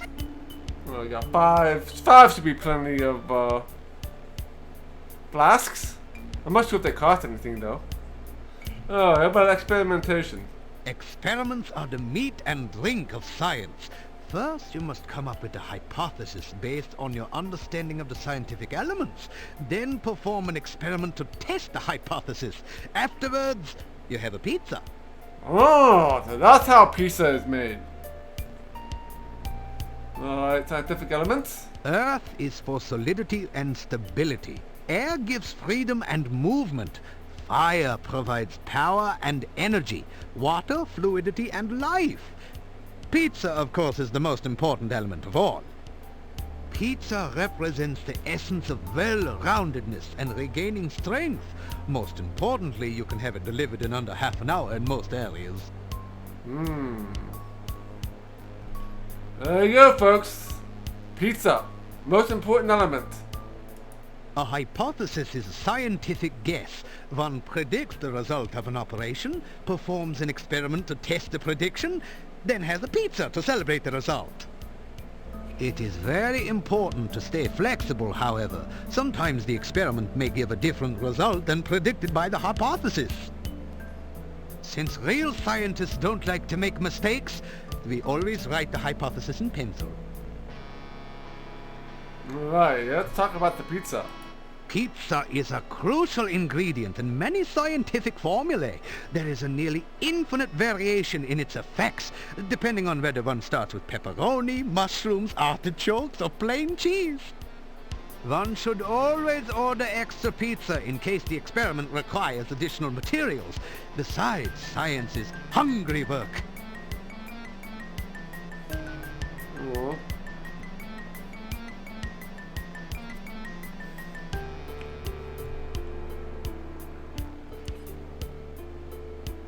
Okay. Alright, nothing else there. Let's talk about magic. There is, of course, no such thing as magic. There is only science. So you say? Still, you would be amazed at how gullible some people are. Just the other day, someone gave me this scroll saying it was a magical spell. Can you believe that? No, I cannot. It is purest poppycock. Nothing on here makes any sense whatsoever. Here, you may have this as a reminder that magic is a figment of fevered imagination. Only science is real. Obviously, Dr. Cranium needs to take a correspondence course from the famous wizard school. As you read the scroll, you find that you have learned the incantations and gestures with which to cast a glide spell. Then the scroll vanishes. Oh, I've got a magic spell. Where's There, that you magic? see, it was not even a very good piece of parchment. Fell right apart. We actually got enough magic to actually can actually learn some spells. Interesting.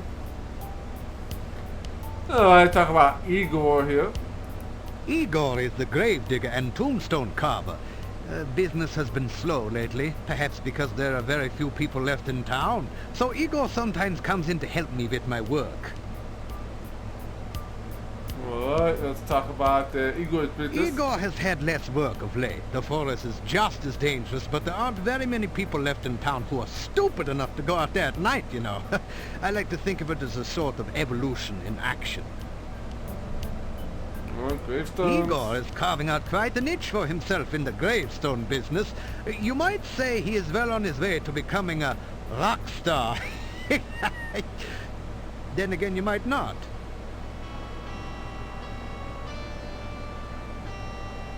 Oh yeah, they messed it up somehow. There's a part of them shouldn't be able to learn magic.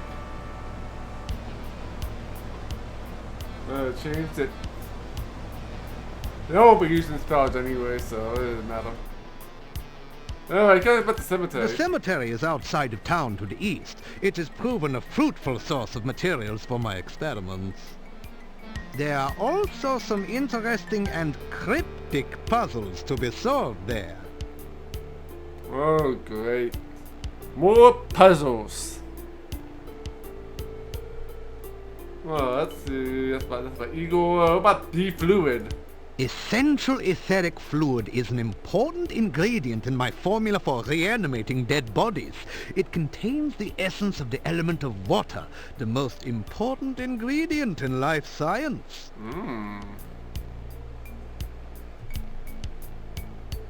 Lots of puns in this game. It's very punny, right? It's very punny. This laboratory is where I perform some of my most important research. Lately, I have been trying to bring life back to a dead body and to brew the perfect cup of tea. Dead to life? Reanimating the dead is just another day's work in the life of a scientist. Even science cannot bring a person back right the way they were, but one can use scientific principles to restore the semblance of life and energy to formerly dead flesh. That will make you a scientist. That will make you a necromancer. There's a difference. The one alchemical combination that I have thus far been unable to fully analyze is that of a good cup of tea. I'm sure there must be a way to duplicate the effects of nature, but the results have not been promising so far. Perhaps you would like a cup of spearmint and beefsteak tea? I thought not. This is even harder than rehydration solution and reviving dead tissue. Let's go to research. Research is the heart and soul of science. Without constant experimentation to prove or disprove one's hypotheses, the scientist is left trying to solve the world's problems by guesswork. That is hardly the most efficient way to achieve results. Lab equipment. I try to maintain a modest selection of useful experimental equipment in my simple laboratory. Unfortunately, it has become very difficult to obtain the most modern scientific accessories since the road out of the valley became closed by the swamp. Yeah, the road to the swamp is closed, alright? We have mad scientist. Mad? Mad? They all call me mad, but what do they know of madness? I am not mad. A bit perturbed about the world situation and how I get so little respect, perhaps, but certainly not mad. Alright, so that is it. Alright, so use an item and gain some items.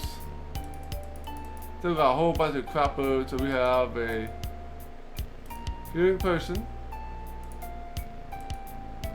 and poison person.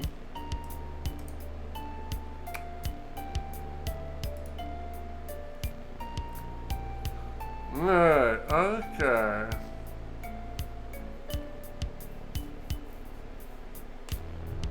Let's look around here. Some sort of complicated scientific experiment is going on here. Could it be the quest for the perfect cup of tea?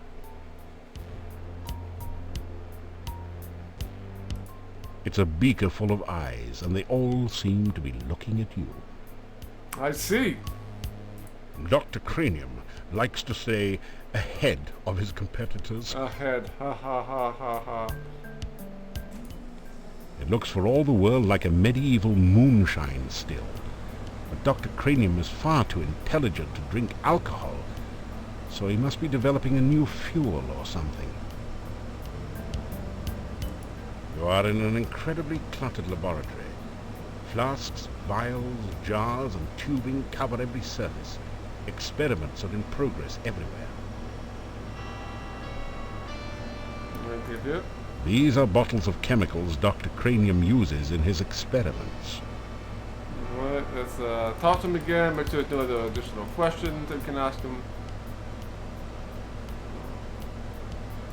Igor is the great... Nothing new there.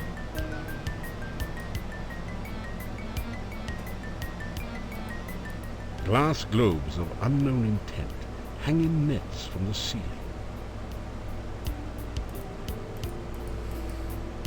Alright. That's it.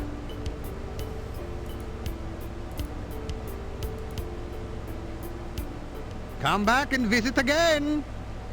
Oh, and if you see Igor, please tell him I still need the fluid.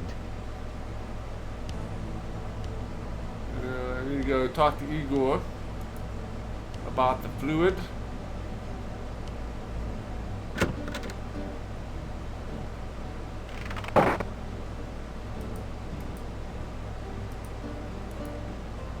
That's the guy to talk about Anna, right? Yeah. Yes, well, I keep looking for Anna. Will you help me find her? She's missing. You think that the, Anna has been gone for a long time.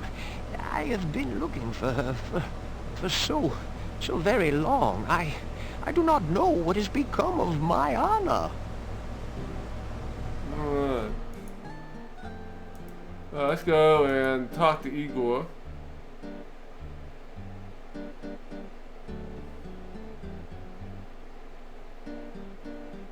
What time of day is it? Still have a bit of time left.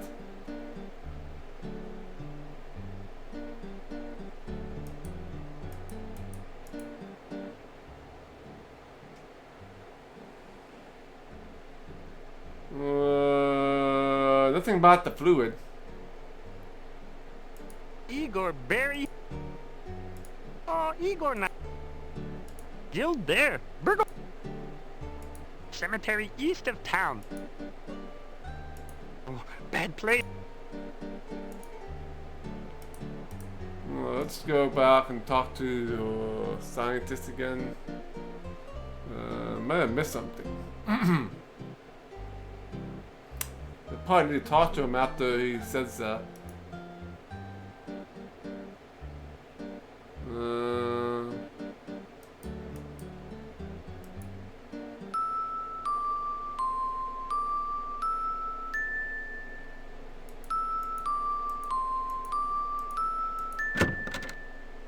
Alright, Indigo.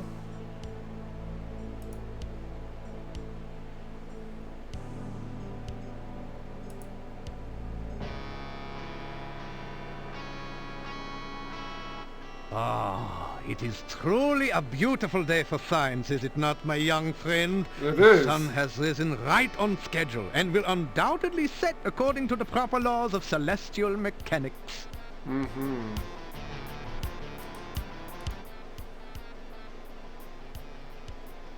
Maybe I have to talk to him about the fluid. Essential etheric fluid is an important ingredient in my formula for reanimating dead bodies. It contains the essence of the element of water, the most important ingredient in life science.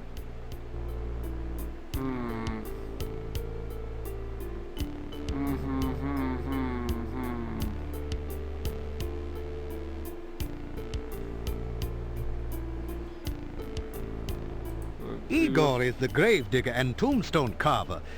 Business has been slow lately, perhaps because there are very few people left in town. So Igor sometimes comes in to help me with my work.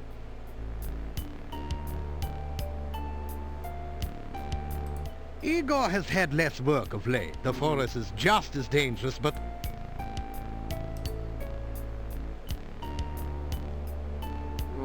Nothing new here. Dr. Cranium has an orderly personality, so he likes to arrange things in tables. Not sure. Good luck with your observations.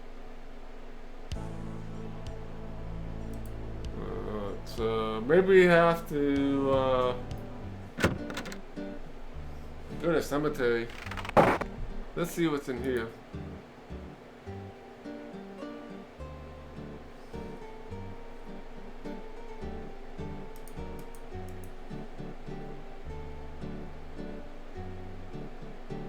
No one responds to your knock.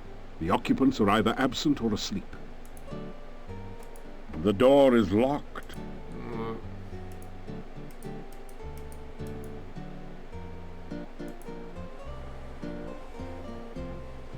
Still you remain. It is a wonder you have managed to live so long. Indeed.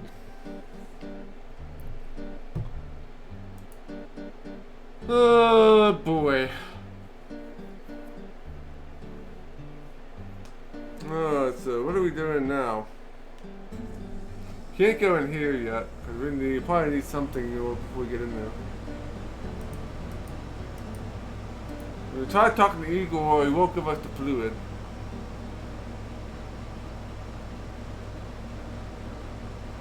Cemetery East?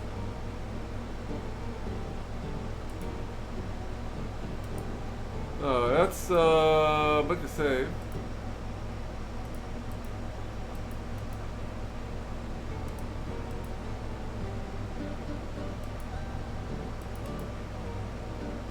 So we can't get to the graveyard from here.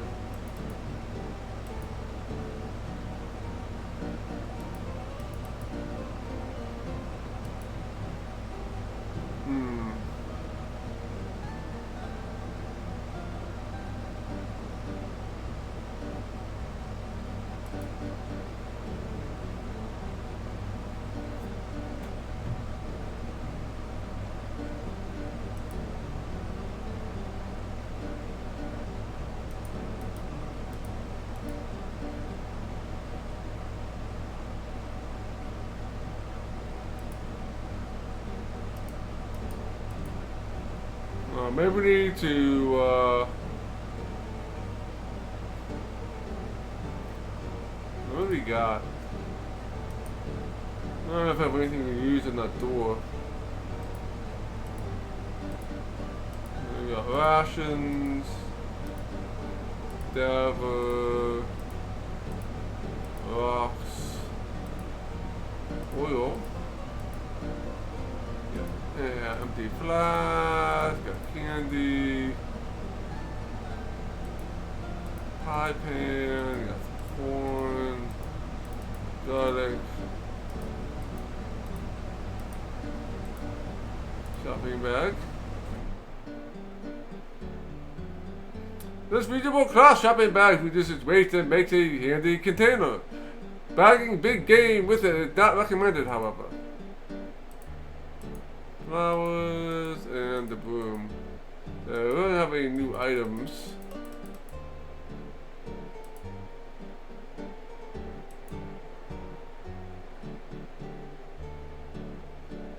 Let's talk to everybody and see if anybody has any new information about Anna. Were you looking for something in particular?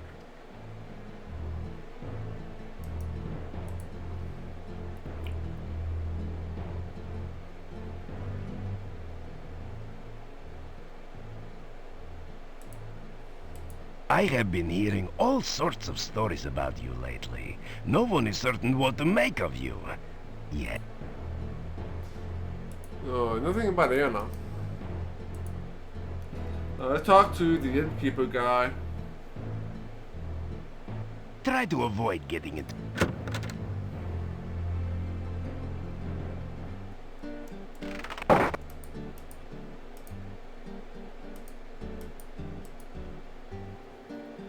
We don't have any quests to do outside of town just yet. So that's what I'll do outside of town if I did leave, right?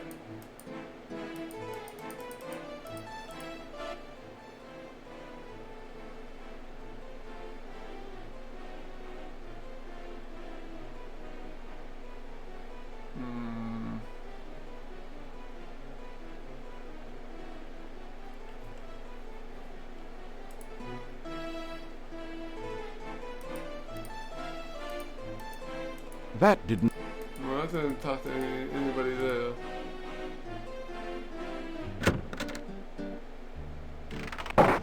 Maybe it's the path I haven't taken. You go left here. No, you can't go left.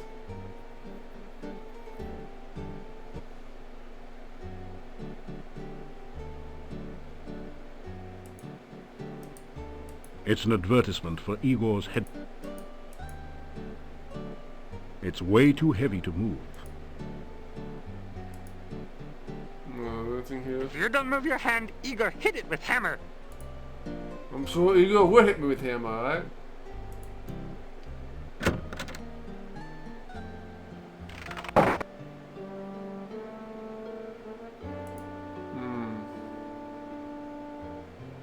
Which book do you want to read? No. You are you to do that. Search for everything else here and see if I'm missing an item or something. Are you kidding? You would probably bite your fingers off, then suck the blood out of them. You'd better moose out of this one. Moose out of this one. There's something on these hooks there you can take, maybe I missed. All of the hooks are empty.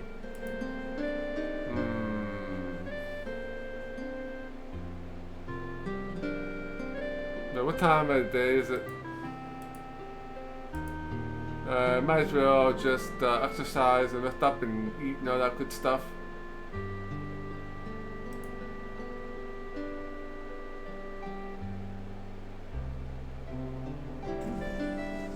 There's only a certain amount of punishment your body can stand on any given day. Enough pain, enough gain for now. Really? That's of it? After some rest, you feel better. Even though I had like almost full stamina. There's only a certain... Nope. Alright,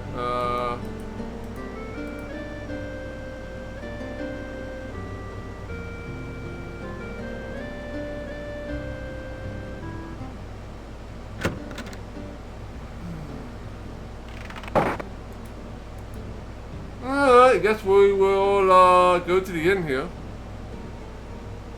And next day we'll try to figure out what we need to do.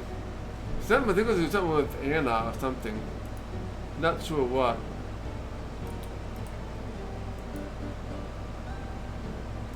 The door is locked and probably barred as well. You hear movement on the other side of the door. After a few minutes,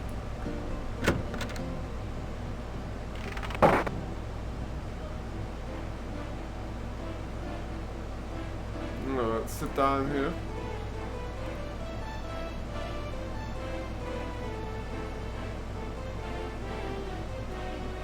you get a fine meal of roast duckling a la garlic. Very nice. That didn't do... That did... That...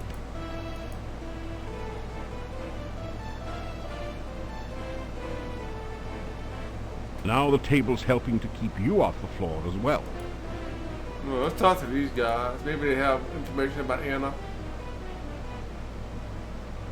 No, nothing new here. Okay.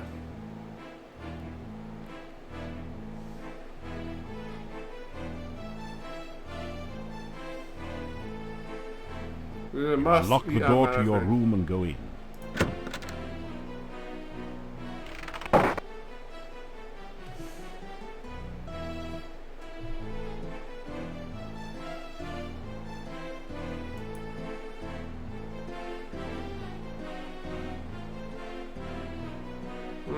Let's sleep until morning. You awaken as the sun begins to rise.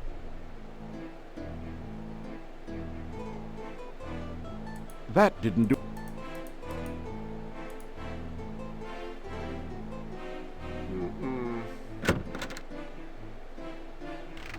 Let's eat some breakfast.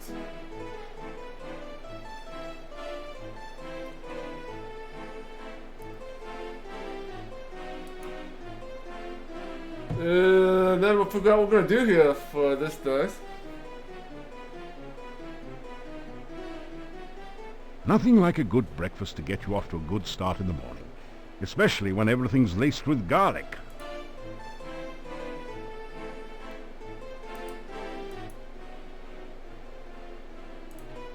I'm gonna talk to myself here, maybe.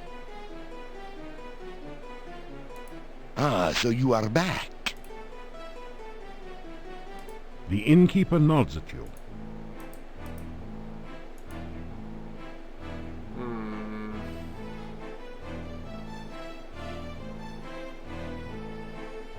Right, so...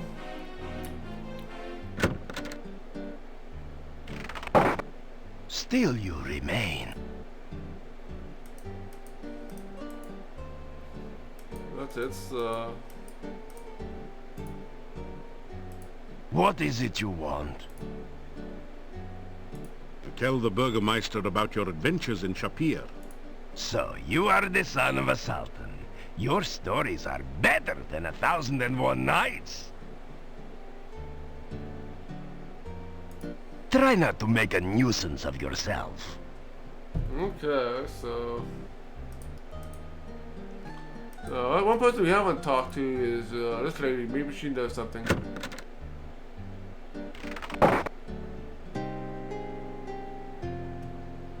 Hello? Do you have any news?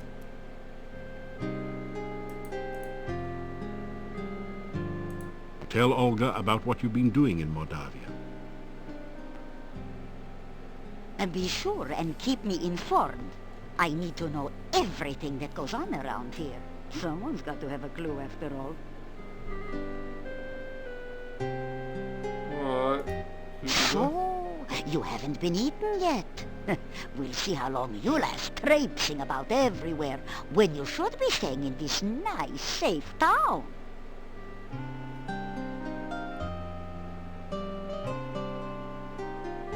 What? Nothing new. Be seeing you soon enough, as my lost husband used to quote. Indeed. We need to figure out something. I think we need to figure out how to get in that monastery. Yeah, I think our next step, but I think we need to find more information about Anna before we can do that.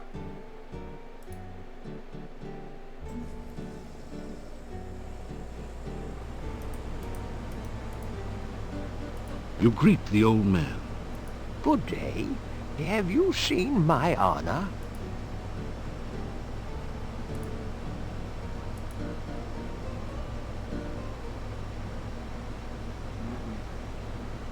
Anna is so beautiful.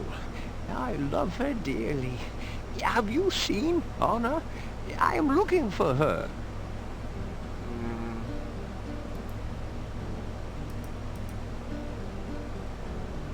I'm gonna do this bell thing again. I have no idea what else I'm doing here. Now, where do you go? I can't get in there yet because I don't think I have any. Don't have an object or a key or something to get in there.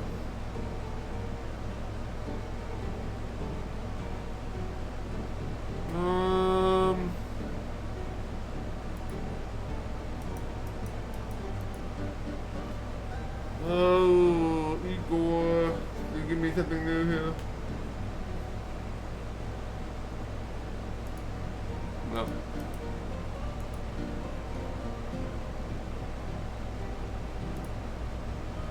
What?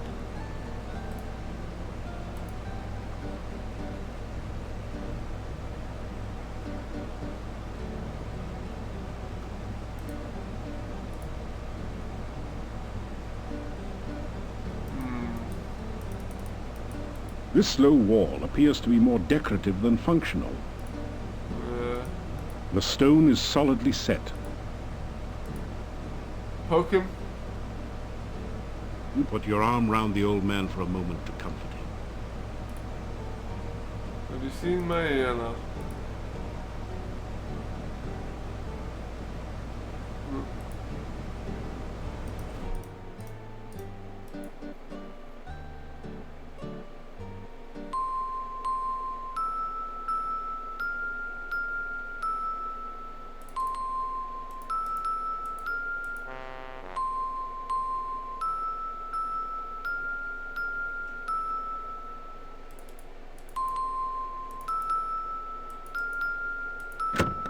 There we go, and we get in like Flynn.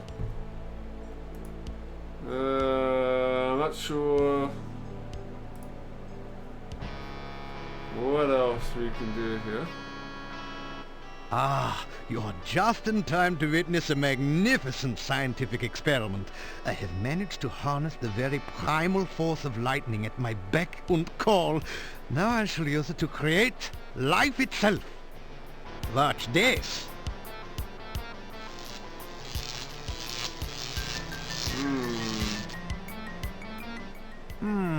That was not quite the experimental result I expected. But never mind that. It is merely a momentary setback in the annals of science. I shall readjust the magnetic electrical stimulation system and try again another day. Guess I'm gonna cut this guy every day or something. Nothing about Anna here. Old man. My neighbor Nikolai is not actually as old as he now appears. He has been very unhappy since his wife's disappearance some 15 years ago. I can understand his disappointment. She never brought me back the berries I needed for an experiment.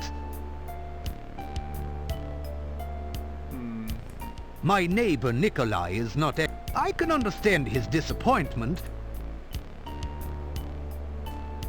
Alright, nothing but disappointed because we got here berries.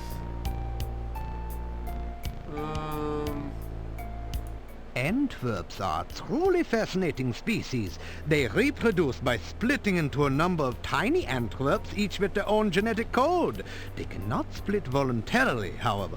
They only reproduce when cut or stabbed.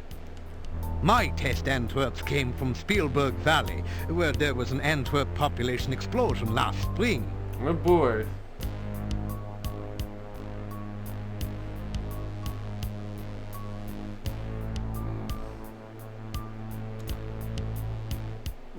I have come to the conclusion that lightning is electrical in nature, which would put it in the realm of fire.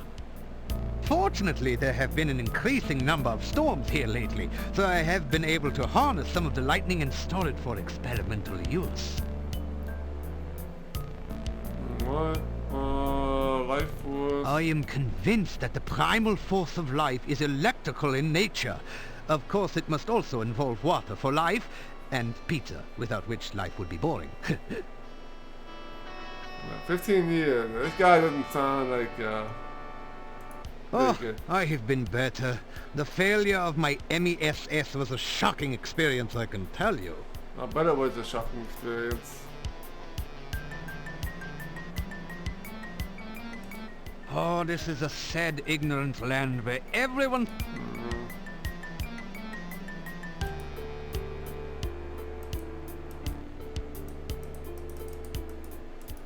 Dr. Cranium, you are in an incredibly cluttered laboratory.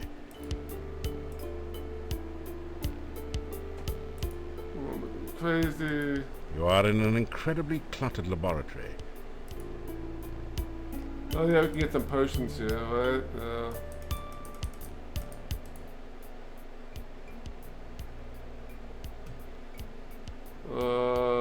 would be under science, I guess. Here you are, one freshly brewed healing drink. Sip it if you get hurt, and its beneficial vitamins and other ingredients will help your body to recover quickly.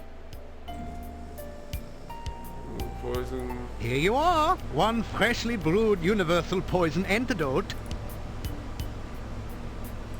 Experiments are the meat and... Nothing else here.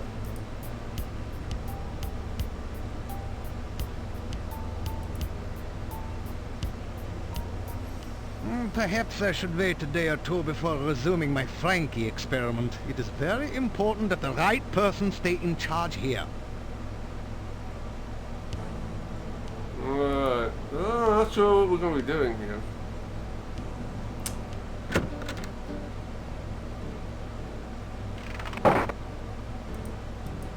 Maybe we got the additional information. Maybe we'll give me some additional data.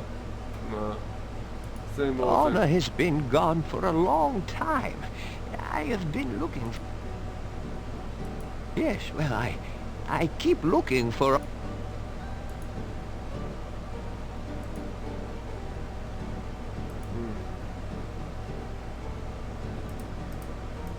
Let's try going into the monastery.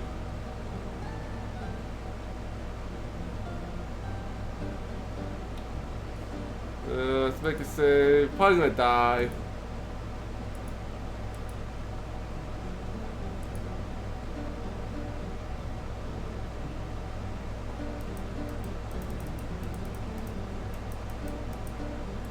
This is a bas relief of a strange creature.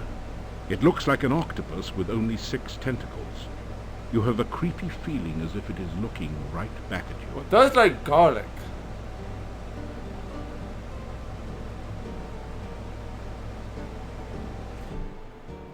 Well, maybe garlic on it?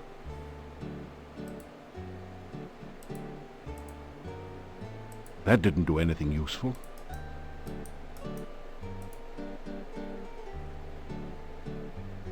Bad place. Very...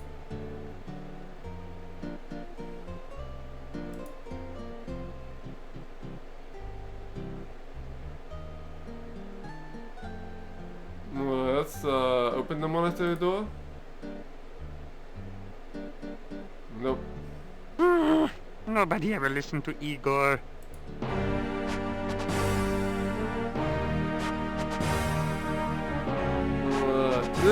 Death again.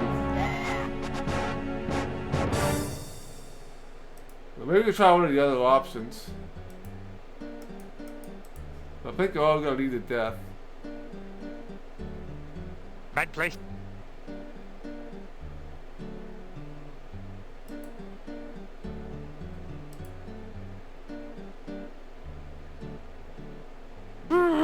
Nobody ever listened to Igor. Yep.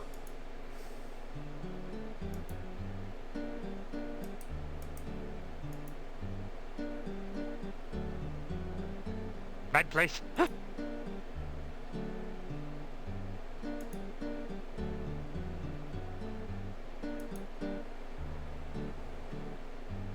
That's the same old thing. Nobody ever listened to Igor. So...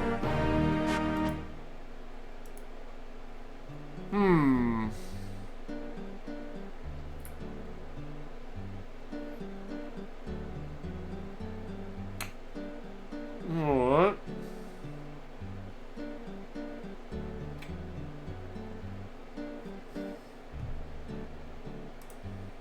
It is a thoroughly uninteresting wall. Sort of a wallflower. You don't notice anything special there? From the hump on his back to his twisted body. Yeah. I think I need some sort of item, but...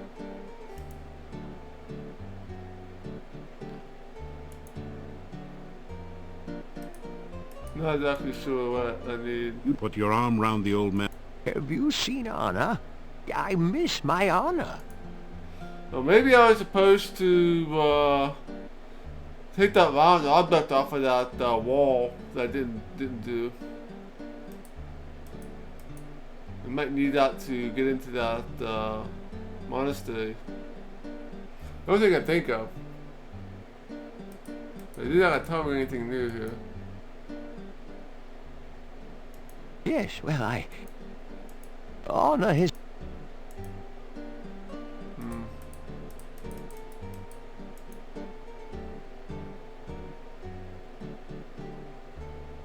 Yeah, 4 deaths.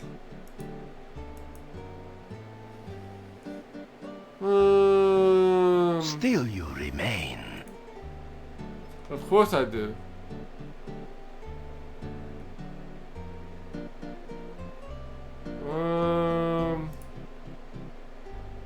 I'll talk to everybody here. Unless I missed something outside.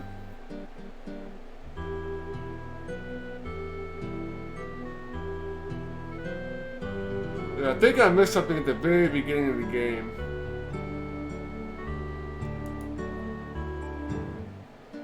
Oops, wrong way. So we're going to have to go all the way back. There's nothing else that we can do here. Now I can remember my way back. I think I have to go south, keep going south, and then head east.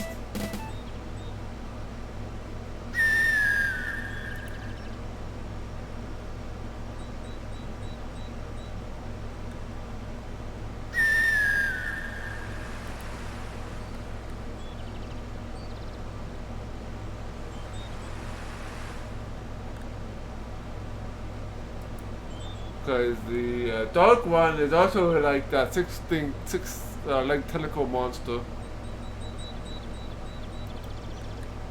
So if I can take that round object that's on that pillar,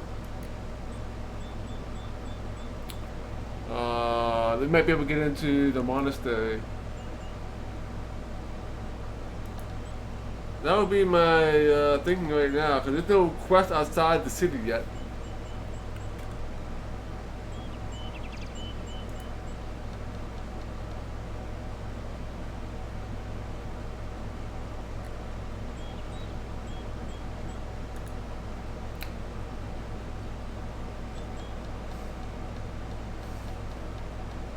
So it means we have to get into that monastery here.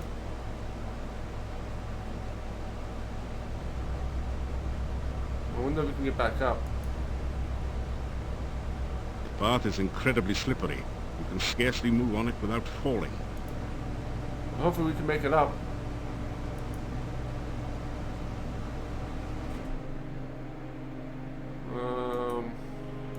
A delicately crafted bonsai bush looks totally out of place in a pool of dark, unhealthy-looking... You can't quite reach the ledge. You'll need equipment to climb it. So we'll need to use... I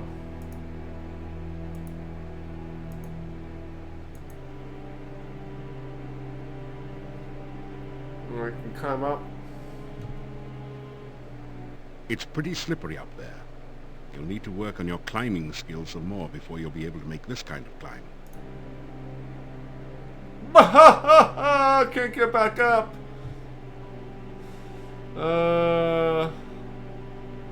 It's pretty slippery up there. Oh man, we have to do more climbing.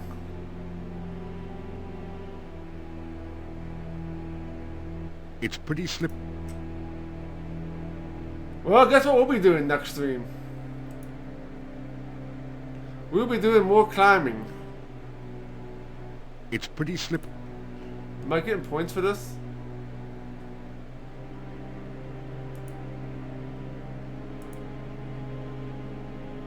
Yeah, we are.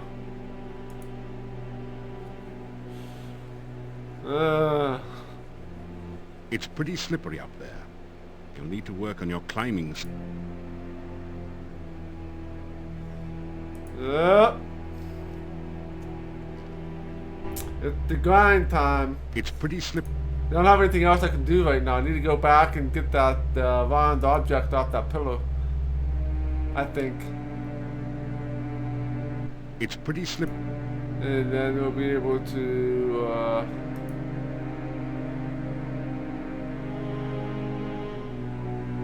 It's pretty... we also don't want to be around here at nighttime either, so that's a thing. It's pretty slippery. Yeah, there's a way. It's not pretty though. Well, the good news is we'll get our climbing so high that It's pretty we slippery. don't need to grind it out the rest of the game once we get up here. But the other problem is that we're outside, so we can't be around at night. We might It's get pretty into slippery. trouble. I don't know how high my climbing needs to be to climb this.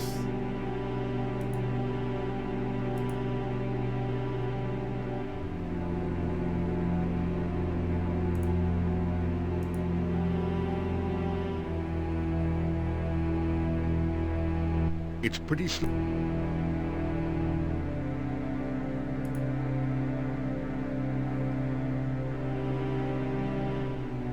It's pretty slippery.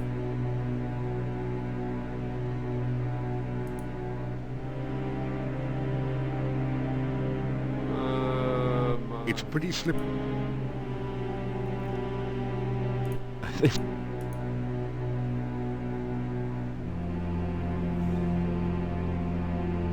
There we go.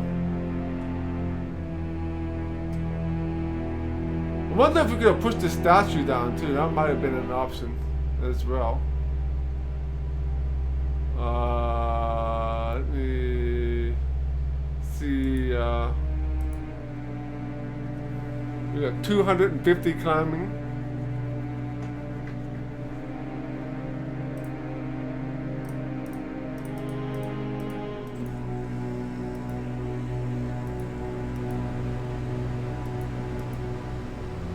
Oh, why can't you go back up?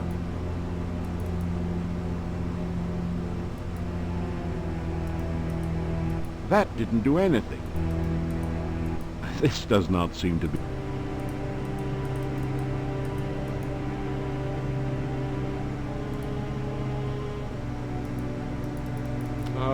We can't climb back over here. It doesn't budge. Yes, it's slippery, all right. This does not seem to... This does not... This is not a good place to practice throwing.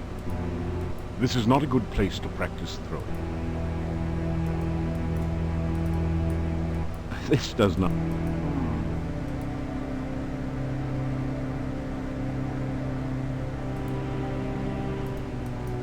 That... We can't get back anywhere. You're kind of stuck here. This is the lead to nowhere. You can't even go back east here.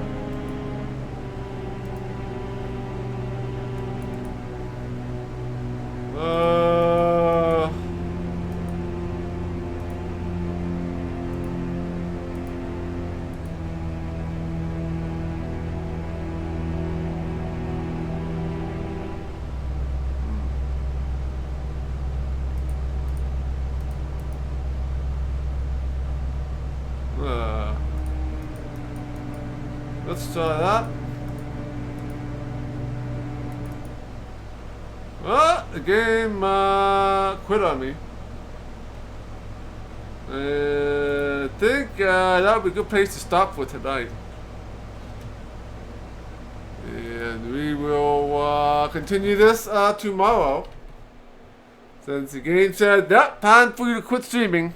It's about time for me to stop anyway, so we'll stop here. Yeah, we're gonna have to do the climbing grind again. Might as well, so that won't take very long. And then we will get back up there and get that item that we need. Yeah, that's good progress. Yeah, I mean, I think we're almost done with the first town. I think we just gotta get in the monastery and do whatever we're doing there. Maybe find Anna in the monastery. Find Cruz before Anna is. And yeah, we'll probably then figure out where we need to go next. And yeah, we'll do that tomorrow. So tomorrow night at 7 p.m. Eastern. And this weekend, starting at 1 p.m. Eastern, we will be continuing our playthrough of Might and Magic 6. And we'll do the same thing on Sunday. And then Tuesday night at 7 p.m. we will continue with more Quest for Glory 4. Because I seriously doubt we'll beat this game tomorrow. I seriously doubt that we will. So, yeah, that's, definitely follow me here on Twitch and Twitter, Discord, YouTube, and all of that good stuff. Let's go and find somebody to raid. Let's see who we can raid tonight. Let's see who we can raid tonight.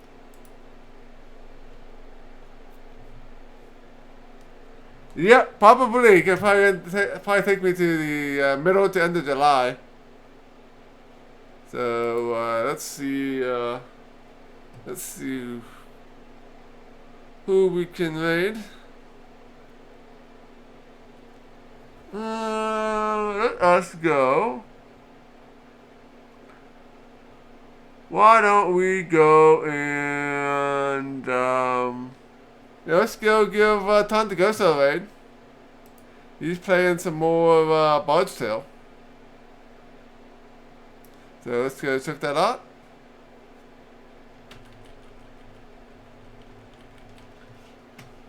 Yeah, Bard's Tale's a fun game. This is the 2005 version. So this is the one that's slightly different than the other Bard's Tale games. So let's go check them out, and I will catch you guys all again tomorrow night. And we will play some more Quest for Glory 4. So take care and have a good night.